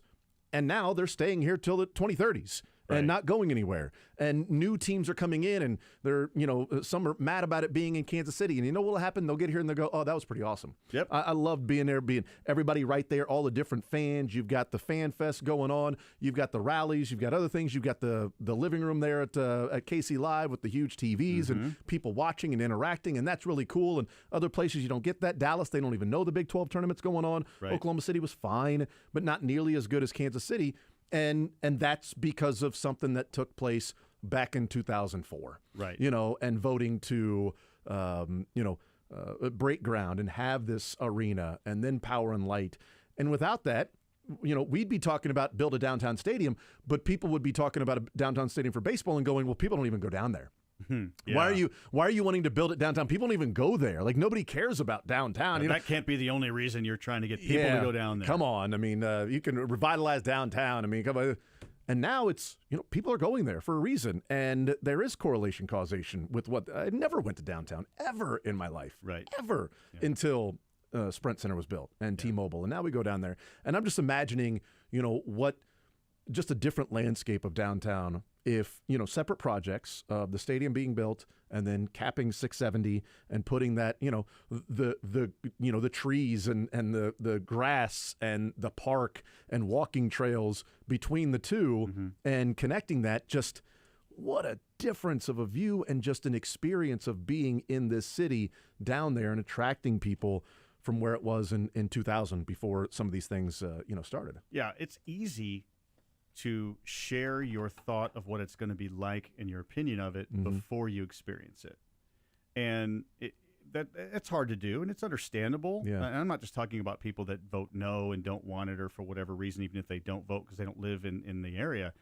But still, if you could just take a little bit of a minute to try to think, okay, what might it be like?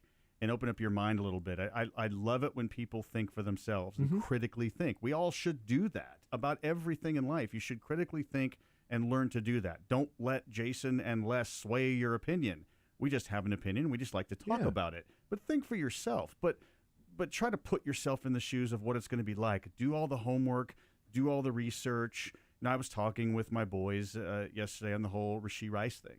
And my response was, hey, we know probably what probably happened, maybe what happened, but let's let all the stuff come out before we say anything. And they were both like, oh, yeah, absolutely. We already know that. We were just saying, hey, did you see what happened kind of thing. So, just kind of get an idea of what it might be like and experience it once it happens. And, if you still don't like it, hey, I understand. Absolutely. But you might.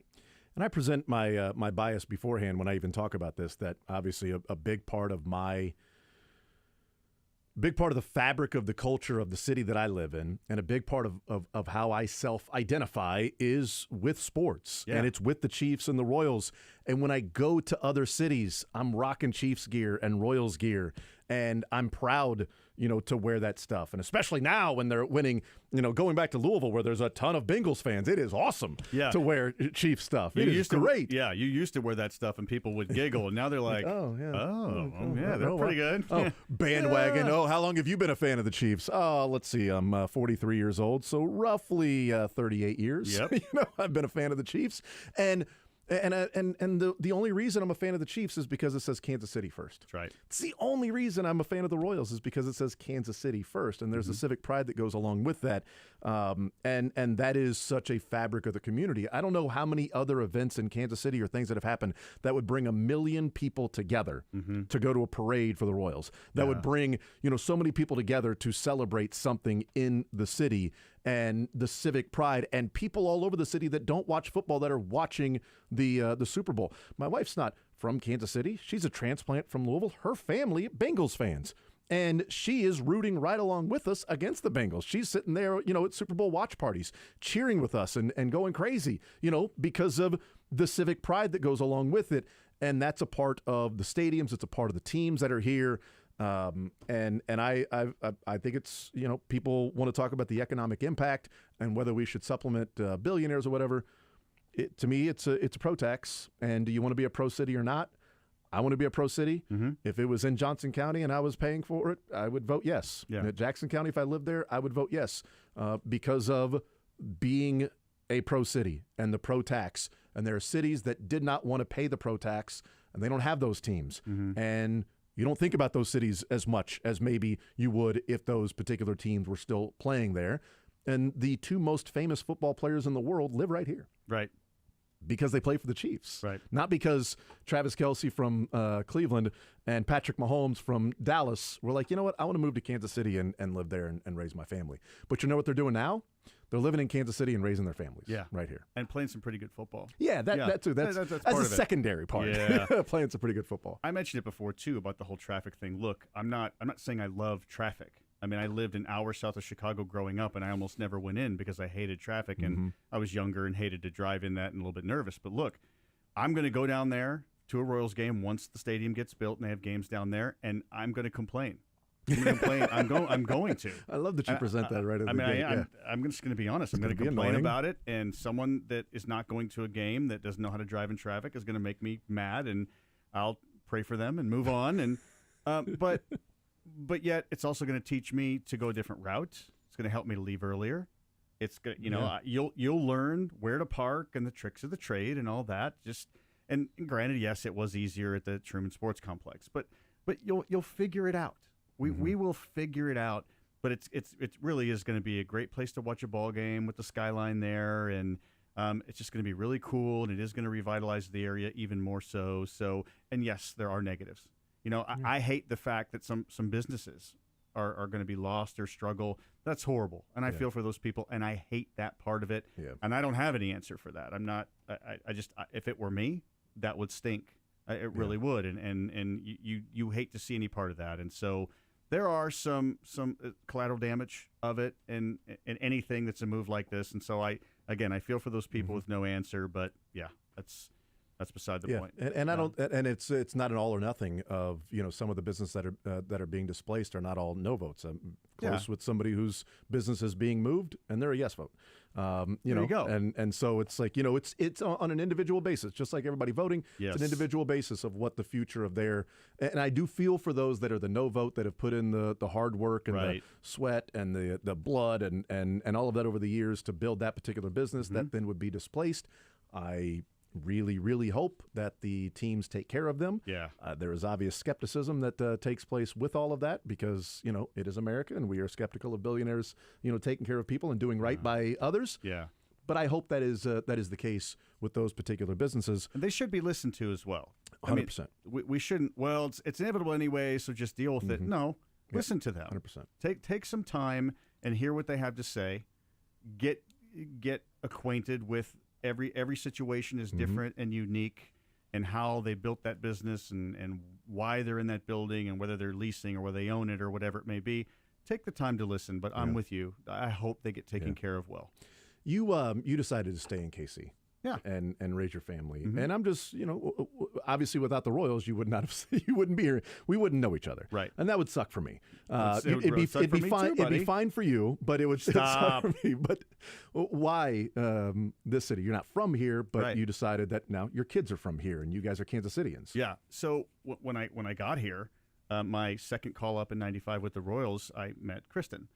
And after that season was over, I did go back to visit family, But then as that relationship grew into, I have fallen in love with this girl, and now we're engaged, and she had family. Her family was close here, and it was early on that she said, I can't leave my family right now. I just don't want to do that. And I know she gave up, again, my 5'1", sweet 98-pound wife was going to go into the FBI. She was going to be a serial killer profiler. Wow. That was, and she's a crack shot, man. I mean, still to this day, it's when we go to the driving range together, I let her shoot first, and then I get a whole different target. But it was her passion.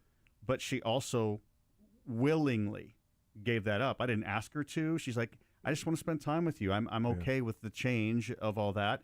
And so as we grew together in marriage and then family, I realized that, I started this to be with her and not make her uproot herself and be around her family, because that would have been tough. And she's had a great relationship with her dad, great relationship with her mom, both remarried. But and even now her mom and stepdad have retired and moved to Florida. We're still in Kansas City. Yeah. Because once we started having kids and I started building friendships and going to church and the businesses around, and then being a part of the radio station here and doing some TV with Spectrum, the schools were amazing. My kids were thriving, and there was no reason to go anywhere else. And so I set up the way I worked and what I did for a living in a way that I always had my own business. I always run what I do because I was never going to be relocated by somebody else, because we love it here. Mm-hmm. And we will not, unless the Lord's got some different plan that I don't know about, we're staying, and we'll always stay. It's a great community. I love Kansas City. I love in the Lee Summit area where I live. My kids love it. I remember them both saying, man, we graduate college. We're out of here, man. And I don't think that's the case anymore. So, and they still might, but again, they'll always know that our roots are here because it's a great place to live. It's amazing how many kids would probably say that in like junior high and high school of, I want to live here, I want to live there. And then you sort of get older and you're like, this is a pretty cool place to live. Yeah, this is pretty awesome. That and the fact that on your own means you'll have to pay for everything on your own. That's a great point. So, that might have a little something to do with it. Yeah, well, man, that city's more expensive than I thought. Yeah. Wait a minute. Hawaii's how many times more in real estate? Nah, I'm good. I'll just look at pictures on the internet. I was totally planning on my first job being at a college in L.A. Maybe I will move back with mom and dad. Yeah, but just for a little bit though, just to see how it goes, and then I'll save enough money and then I'll go to Hollywood. As my boys have gotten older, though, it's cool to see them with their friends go branch out, and they'll sit down and okay, what do you want to do? Yeah, and it's not like we only have two options. It's we could go to. They've gone to the pro soccer games. They've gone to Chiefs game on their own, not with us. They'd go to Royals. Hey, Dad, leave me some tickets. I want to go to Royals games. The Royals have graciously taken care of our alumni for life. And so they have those options. They go to different bowling alleys. They'll go to movies. They'll art fairs and all over the metro area. And they love it, and they thrive in it. And so I don't think they want to go anywhere either. Well, and it'll be my last point on this, and then we'll talk about some Royals as well. But, we're supposed to do that? Yeah, we'll also talk about the Royals, specifically with the Royals, what's going on. The point you bring up right there is a point that I make a lot.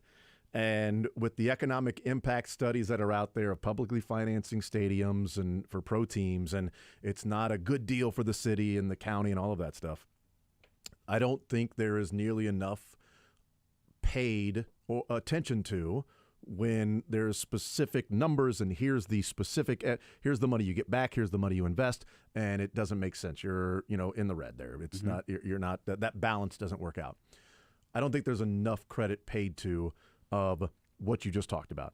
Of okay, well, if you lived in a city that didn't have pro teams or some of those things, they probably would be looking to get out. Mm-hmm. Okay, when I get old enough, then I'm going to go here. There's a nightlife there. There's this. I can go to this. Oh, Dad, I'm in the city here. You need to come visit so we can go to these games and things like that. But they go to Chiefs games. You can go to Royals games. You can go to the Current. You can go to Sporting. You can go to the Kauffman Center and see ballets and plays and things like that and have that aspect of it.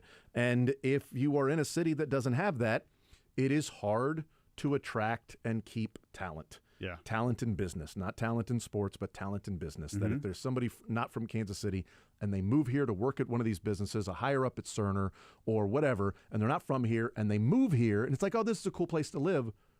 Also, we got the Royals. We got a buddy of mine that's from Atlanta. hey, Royals games and see the Braves in town, go to Chiefs games. And if they play the Falcons or whatever, and then you've got Power and Light, you've got a nightlife, you've got T-Mobile, you've got other things that are going on around the city, as opposed to, well, I moved here for this job. And there really isn't much to do outside of our cul-de-sac, outside of our neighborhood, outside of our apartment, outside of our, friends there. There's so much more. And I think keeping and attracting talent to businesses in the area helps the businesses thrive, stay in Kansas City. Then in turn, you've got more workers in Kansas City. You've got more taxpayers in Kansas City. You've got more money in Kansas City, as opposed to other cities that have seen their Fortune 500 companies or Fortune 1000 companies relocate to other places because people are moving there, working there, and then deciding to go somewhere else and live. Yeah, it's the relationships that I've built and creating my own business. I think, and this, one of the things I do is I speak a lot of public speaking for businesses, and some of it's motivational, and a lot of it's leadership related, servant leadership related.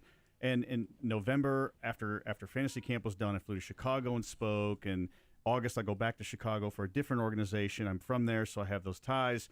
San Antonio in that'll be in November again as well, San Antonio, Texas. And so in Kansas City, though, the crux of my speaking has been through relationships built over the years, all in Kansas City, all that high percentage, and an upper 90th percentile of those organizations have been in Kansas City. And I've had the honor of meeting some incredible CEOs and wonderful organizations, both for-profit, nonprofit. But again, it's in Kansas City. And I could branch out and reach out and be able to speak all over the country and but I could split that. I just don't want to go that far. I don't need to go that far, but I don't want to go that far either, because there's just so many great people and businesses and people that just have great goals and that are company related. And it's just been an incredible blessing to be able to do that again here in Kansas City. So I know we can rabbit trail off that, and we're just talking about the Royals moving on, but it's all about keeping them here. Yeah, absolutely. Yeah. Les Norman, Breaking the Norm, presented by TruckMovers.com and First Federal Bank of Kansas City. We'll take a timeout. We'll come back. We'll talk about the 1-3 Royals right now, getting ready for game number 5. Alec Marsh on the mound tonight against Cole Irvin against the Baltimore Orioles. We'll talk about what we've seen, the good, the bad, the middle, coming up next right here on Sports Radio 810 WHB.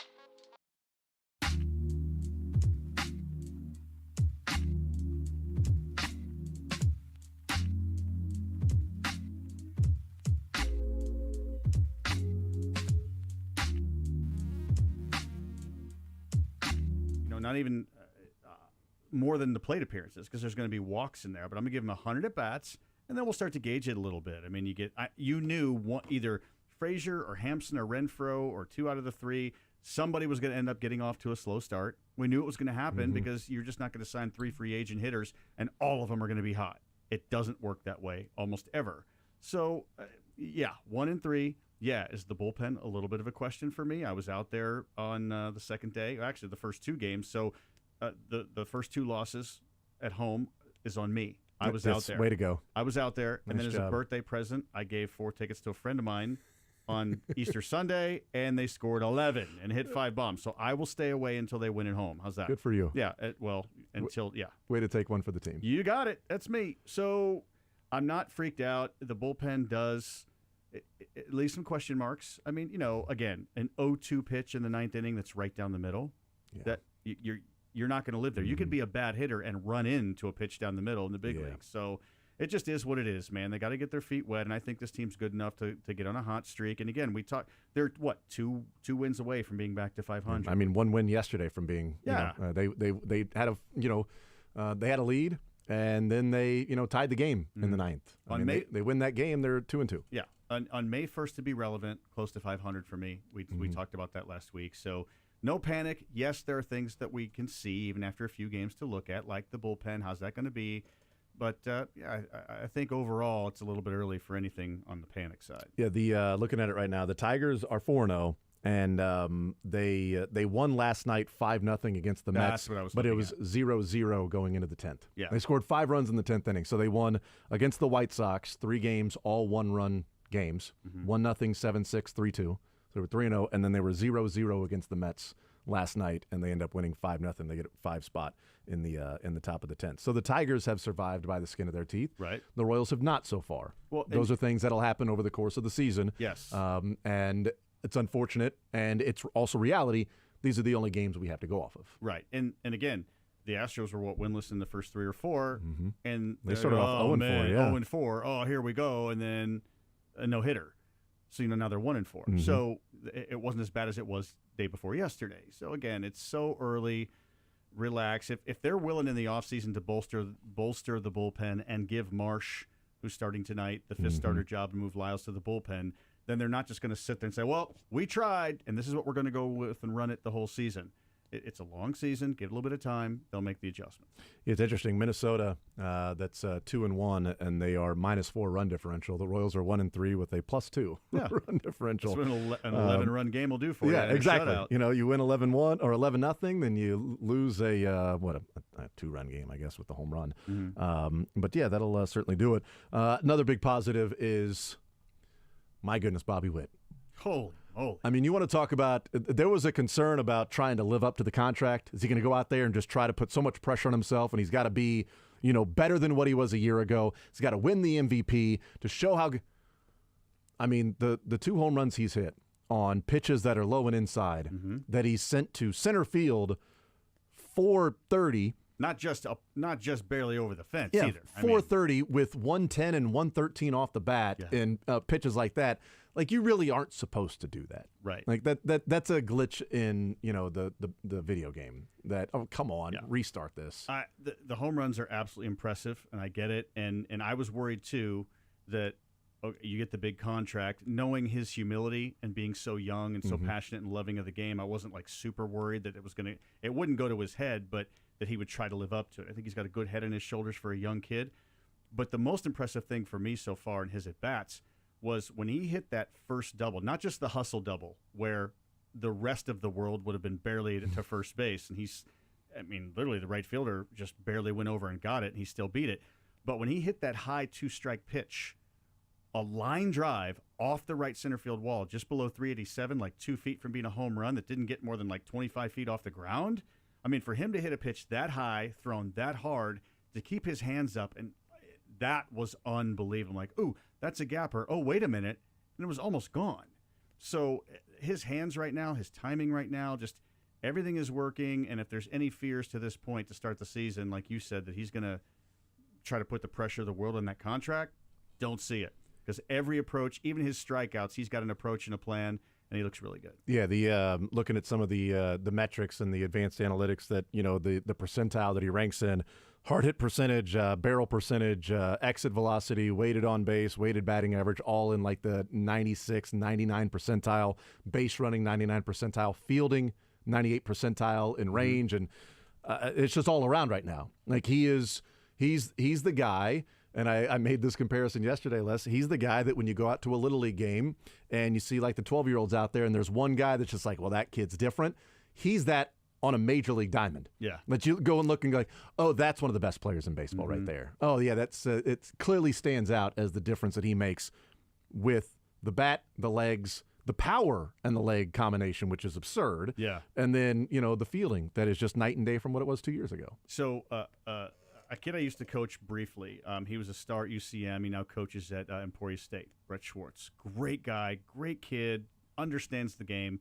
And back when I was coaching, he had come to one of our games, and he was watching players. And I just kind of picked his brain a little bit about what do you look at when you're watching like these high school kids play. And he's like, well, if I'm looking at like the shortstop position, I'm going to see is that kid, whether he gets any hits or not, is how he plays defense, is his presence, how he goes about it, how hard he hits the ball.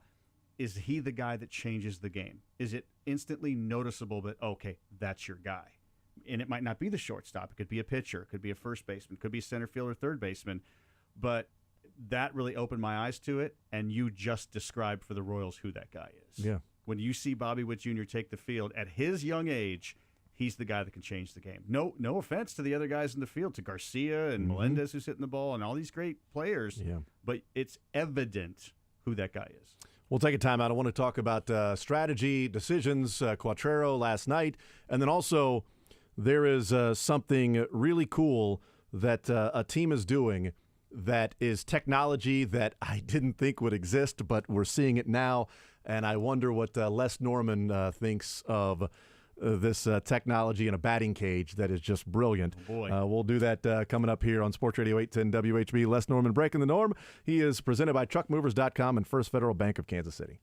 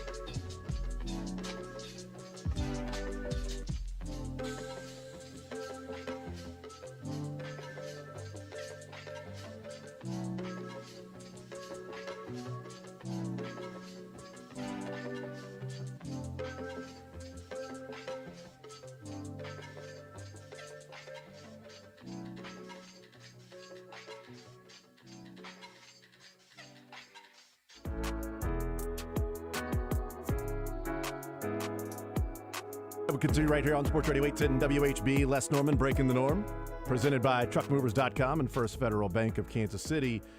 Les, I showed you in the break this technology that's out there called Traject Arc. Yeah. TRAJEKT, ARC, ARC, that different teams are using. And they showed an example from the Pittsburgh Pirates and their batting cage in the stadium.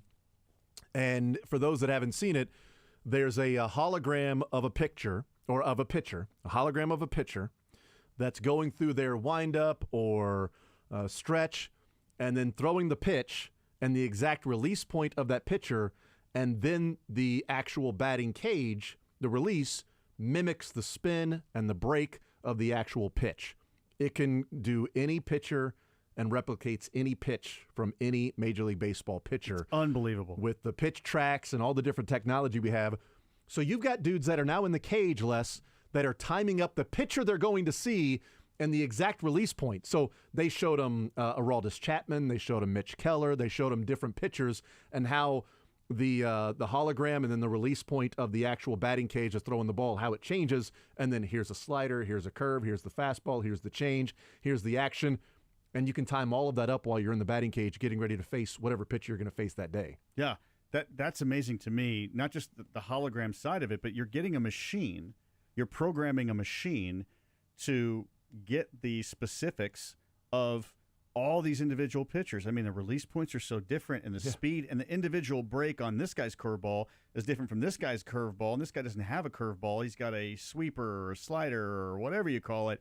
That is phenomenal technology. Yeah. I mean, I don't know how pitchers match that. Yeah. How are the pitchers matching? Well, this is what the guy looks like in the box. Okay. Yeah. That's, and I'm sure somehow technology-wise you can do it. If you can do one, you can do the other. But that was really cool. I'm impressed by that. It's unbevillable. Yeah. I mean, I wish I'd had that. MVP caliber player, Les Norman, if you knew exactly the pitches and the because there wasn't. I don't know about that, but okay. Isn't the old adage like, well, he's got this. You can look at it on video, but until you see it in person, right? Until you see it in person, it's a little different. Well, this can at least, as close as possible, mimic what you'd be seeing in person. Right. For me, the cool thing is, I mean, it's a great tool for timing, regardless. Yeah. There's a hologram and when it comes out and all that. But when you can match the degree and the angles of break and the changeup and movement and all that, and to get a machine to be able to do that. I mean, when you first did it, I'm like, is there like a pitcher behind the screen actually throwing? Looked like a pitcher. Because the video shows, and you said it was a hologram. Like, oh, okay. But yeah, just to be able to plug in the statistics and all the different little things that a pitcher can do to program the machine to be able to do that per that human being. Wow, that blows me away. That's impressive. And especially with like the different release points and everything Yeah, like that. that's wild. Should build some confidence in hitters. Right. I mean, like, yeah, I even if I haven't faced him, I've kind of faced him, and I get the idea. And look, nothing 100% can mimic game life. Yeah. Even if you've seen the guy. But if your confidence level is, like, you feel like you've seen him, then just stepping in the box with the right frame of mind can be everything. Because, again, I can have bad mechanics, but if I'm confident and my timing is good, I've got a really good chance to hit. I mean, you'll have your elite guys that are just that good that can still get you, but yeah, that really can give a little bit more of an edge to a hitter. You also, I mean, it can give you an edge, but if you're a hitter, like, you don't know which pitch is coming when you're actually out there in the game. So, like, I'm going to time but up. You've seen it. Yeah, I'm going to time up Michael Wacha, and here's his 93-mile-an-hour fastball. I'm going to time up Michael Wacha, and here's his 82-mile-an-hour changeup. Okay, well, now my timing's off because as he's throwing the changeup, it's the same arm action, it's the same, delivery, it's the same release point. Only now this thing's 11 miles an hour slower. Yeah. You're talking about like 7 feet difference from, when it reaches home plate or something like that. They showed the graphic last night of how when the ball on the fastball is reaching home plate versus where the changeup is, and just the massive difference. Like, that's it's unbelievable. Yeah, you just got to make sure that with the hologram, you got enough space with the hologram, and you've got different release points on your batting cage. Yeah. So you're not having to swap out the screen every single time. Right. That can be time intensive, but still amazing tech. Yep, absolutely. Well, I wanted to get into the decision of Nick Lofton coming in to play first base as opposed to just Salvi going down and playing first base and putting Freddie Fermin in. But Nick Lofton's on the team, and Got to find out. And those are a couple of balls that you would hope could be handled. Yep. And this is the big leagues. I mean, when it's time to get things done, you got to get things done, and those things can come up as losses. And so got to be a short short little demonstration of what someone can and can't do. Yeah, you can't be learning at the big league level. Nope. in a Experiment season. time is very short. Yep. In a season where it's like, no, we're ready to compete. Yep. Okay. Well, you got a pretty good first baseman down in AAA Yeah. playing outfield, and Oof. your backup first baseman is catching, but you got a pretty good backup catcher as well that Salvi could go down and play first and put Freddie Fermin.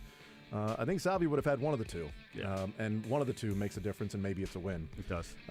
It happens. Les, you are the man as always, brother. I appreciate it. I don't want to wait 7 days, but you're worth it. What do you got coming up on Breaking the Norm? Yeah, I'm interviewing just some cool entertainers and a guy that creates baseball gloves for kids only. That's cool. Yep. That's awesome. Les Norman, our guest. Thank you, Les. You got it.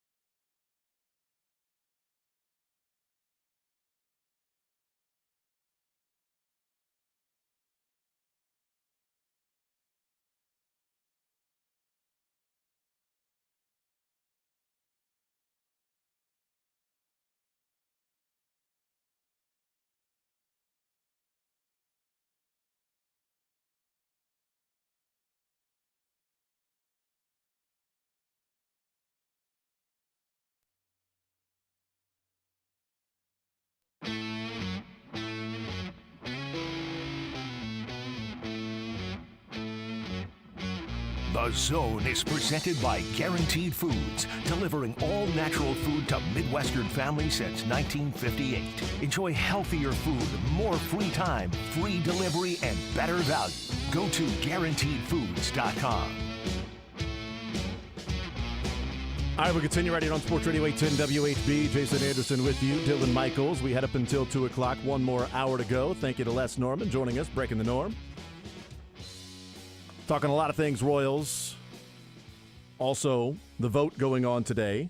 Coming up tonight at 6 o'clock, we have the Stadium Vote Results Show. Starting at 6.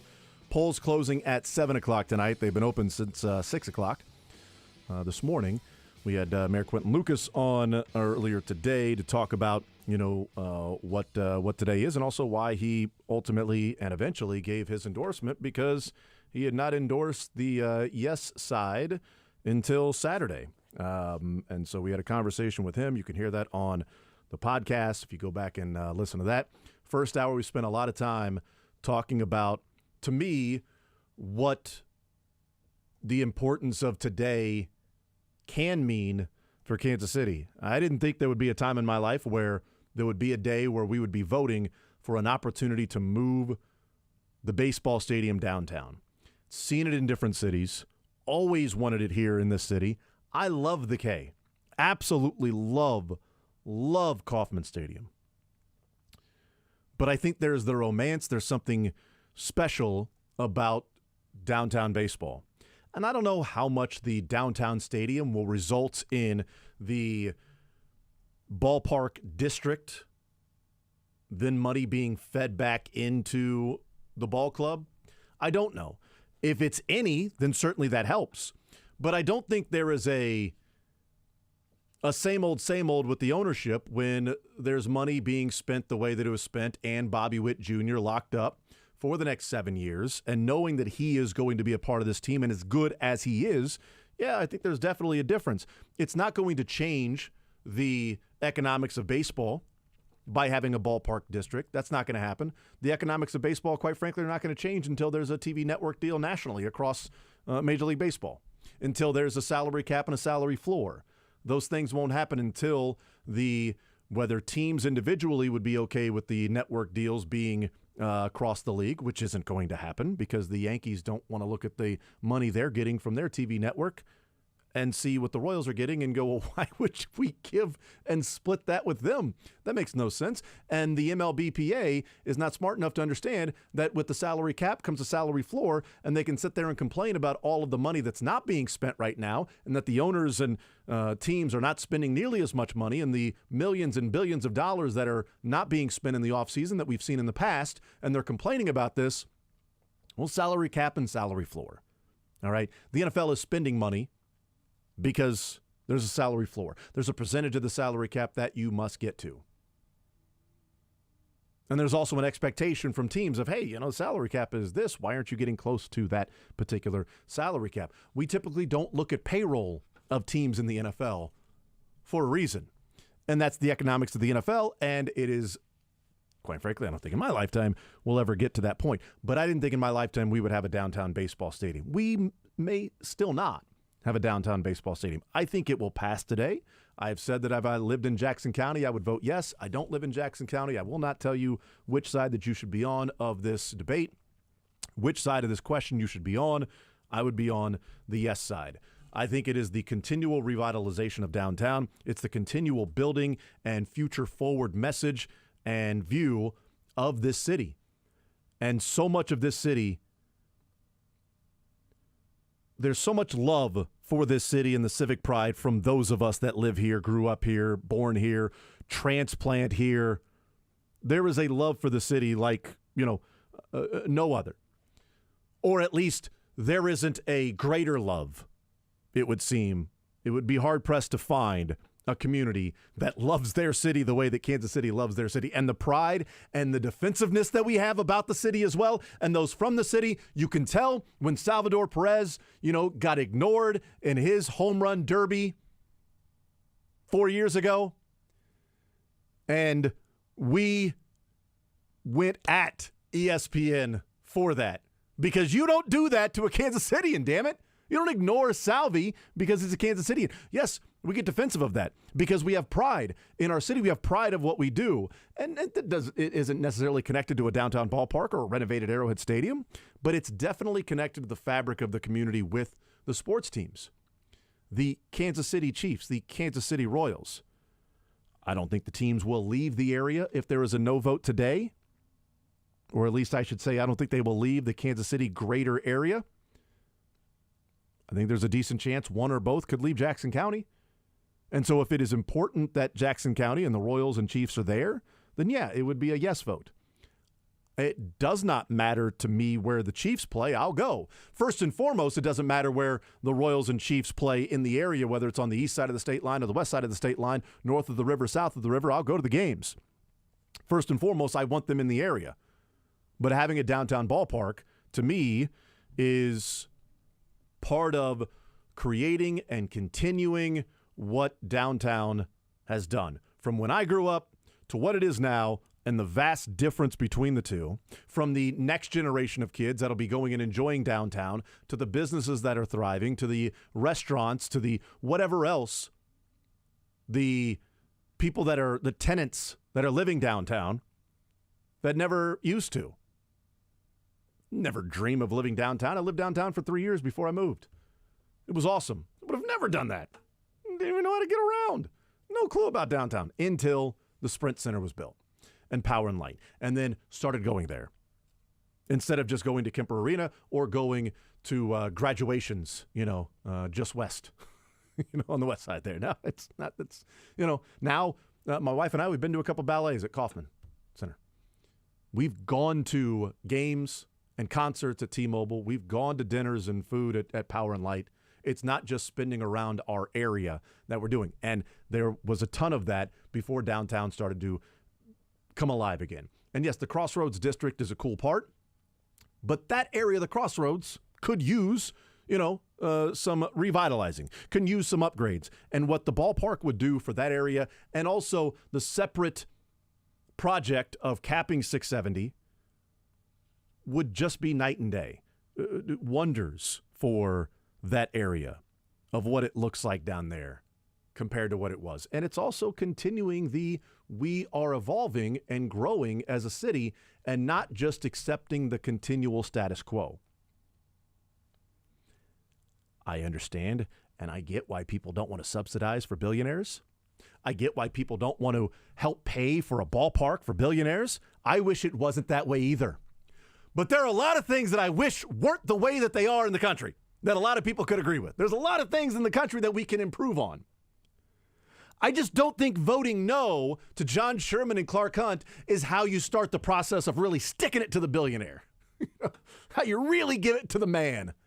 I'm voting no because, damn it, John Sherman and Clark Hunt, you're not getting this 3/8 cent sales tax to help out with your ballpark and your stadium. No, because I'm tired of what the billionaires have done to this country. And in Kansas City, we're going to make the stand for the country. St. Louis made the stand. Country's still the same. They didn't change anything. David Glass tried to make a stand in changing baseball early on and taking over for the Royals of, no, not until baseball has changed. We're showing the economic discrepancies, the disparity between the highest payrolls and the lowest payrolls. We want to fight back against Major League Baseball. Okay, well, not spending money, it didn't change anything. It just kept the Royals being sucky for longer. But they also had to invest in the Dominican, invest in the minor leagues. It took money to invest in the money to then be able to reap some of those rewards, investing in the draft. Before they had the slotting system, before they had the dumb lottery, you could spend the money on the draft, and the Royals did that. And they would pay extra money. They were spending that to make the ball club a little bit better. And I'll say this, David Glass's name in this town is different now after the 14, 15, 16 run, 13 to 16. It's different now than it would have been had that not happened. I also don't think there's a chance that if David Glass was still the owner, we'd be talking about a downtown ballpark. And maybe people would be in favor of that. If well, see, that's what John Sherman's coming in just to build a new stadium. Maybe that's what he's doing. But if you are simply just against any subsidizing for billionaires for their quote-unquote playground, if you're against that, then you are for tearing down Kauffman and Arrowhead right now. Well, they're better people than us, so That's exactly let's also right. remember that. For sure. You know, they care about everyone way more than we do. Yes. That's you have a bigger heart and bigger empathy if you hate the billionaires, which whatever, you know. But if it's all about not wanting billionaires to subsidize the stadiums, then you've got to tear down Kauffman and Arrowhead right now and make them build brand new right now, because the 3/8 cent tax is still going. I mean, they made the renovations, they took out the loan, they did everything up front, and then paying them back and helping them. Now just tear it down. You got the rest. Build your own, because you can't say, well, we shouldn't help subsidize these owners. Kauffman is beautiful as it is. Well, how do you think Kauffman got that way? It is beautiful as it is. And it didn't just grow out of thin air. And giving the money to billionaires, you're also giving the money to the construction workers. You're giving money to the companies locally that will be building said stadiums, that will be demolishing Kauffman. That money. And that's not even money that's coming out of the taxpayer money. That's money that's coming out of the Chiefs. They've already said that, anything that happens with Kauffman Stadium, they will be paying for. The money also goes to the local areas. There's also the community benefits agreement. And how robust that is, you can talk to a number of different groups, and they will give you different opinions on that. If it's not good enough, if it's adequate, if it is good enough, better than the airport. But that's also money that's going to, hopefully, and it better, and that'll be our jobs in the media and on the air to hold the people accountable. That will be our job to do that. But hopefully that money in the CBA is going to the right things, because I think you can have a stadium downtown and still invest in infrastructure and other parts of the city. And if you say, well, why don't you take that money and use it elsewhere? Great, put it on the ballot. Go, get elected, put it on the ballot to use it in specific spots. But I guarantee you this, wherever you choose to use it, somebody will complain that it's not being used over there. Just as, well, this person, Taylor Swift donated $1 million to this. Yeah, but she's got $1 billion. Why only $1 million? Somebody will complain no matter what. Such a great callback and point. Yeah. The building at the Crossroads, well, you've displaced those businesses. You should move it to the East Village. Oh, so it's just NIMBY. As long as it's not in my backyard. Right? So it's something that, there is a real tangible feel, whether it be emotional or it be literal, to the money invested. That you have the Royals, you have the Chiefs. Again, I don't think they're going anywhere. I don't want to roll the dice and gamble that they're not going anywhere. I'll head down to Kauffman Stadium if it stays where it's at. If it heads to the Legends, I'll head there. If it heads to North Kansas City, I'll head there. If it heads downtown, I'll head there. But I like the continual forward thinking of this city that's gone on in the last 25 years.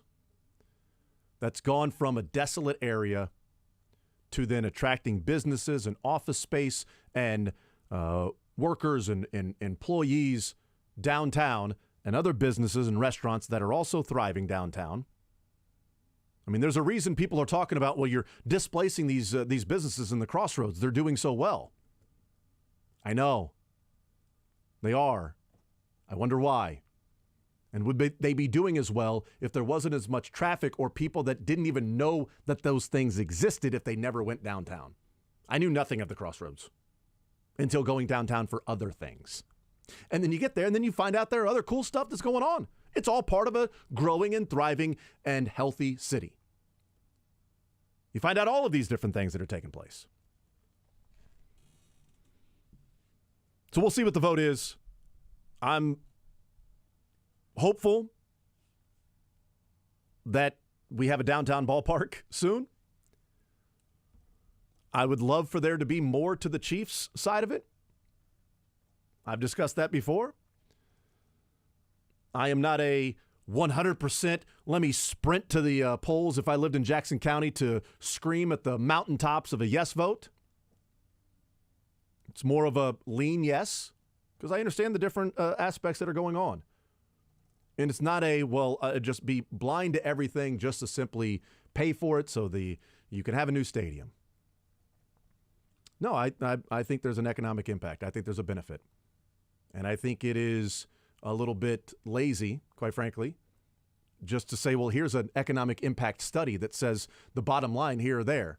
Okay, you ever heard of a loss leader? Well, paying this money up front, that doesn't make sense. Well, maybe not. But over the course of time, will it then make sense for other aspects of your business and other aspects of the city? So downtown ballpark, loss leader, but it's also keeping businesses in town, keeping businesses downtown. I've brought up the city a number of times, don't care. It's the reference point that I have and the difference of the forward thinking versus status quo. Moved there in 2010. Downtown office space had an 8% vacancy rate. Right now, Louisville has a 25% downtown office space vacancy rate. 8% to 25% in 13 years. That ain't happening downtown here. All right? It's not happening. And you build a stadium down there, it's going to continue that. There's just a difference in a couple of different views of how you go about it. Not paying for it, screw them. Okay, but you are paying for it in a different way. I'll pay for it, and you also get paid back in a different way.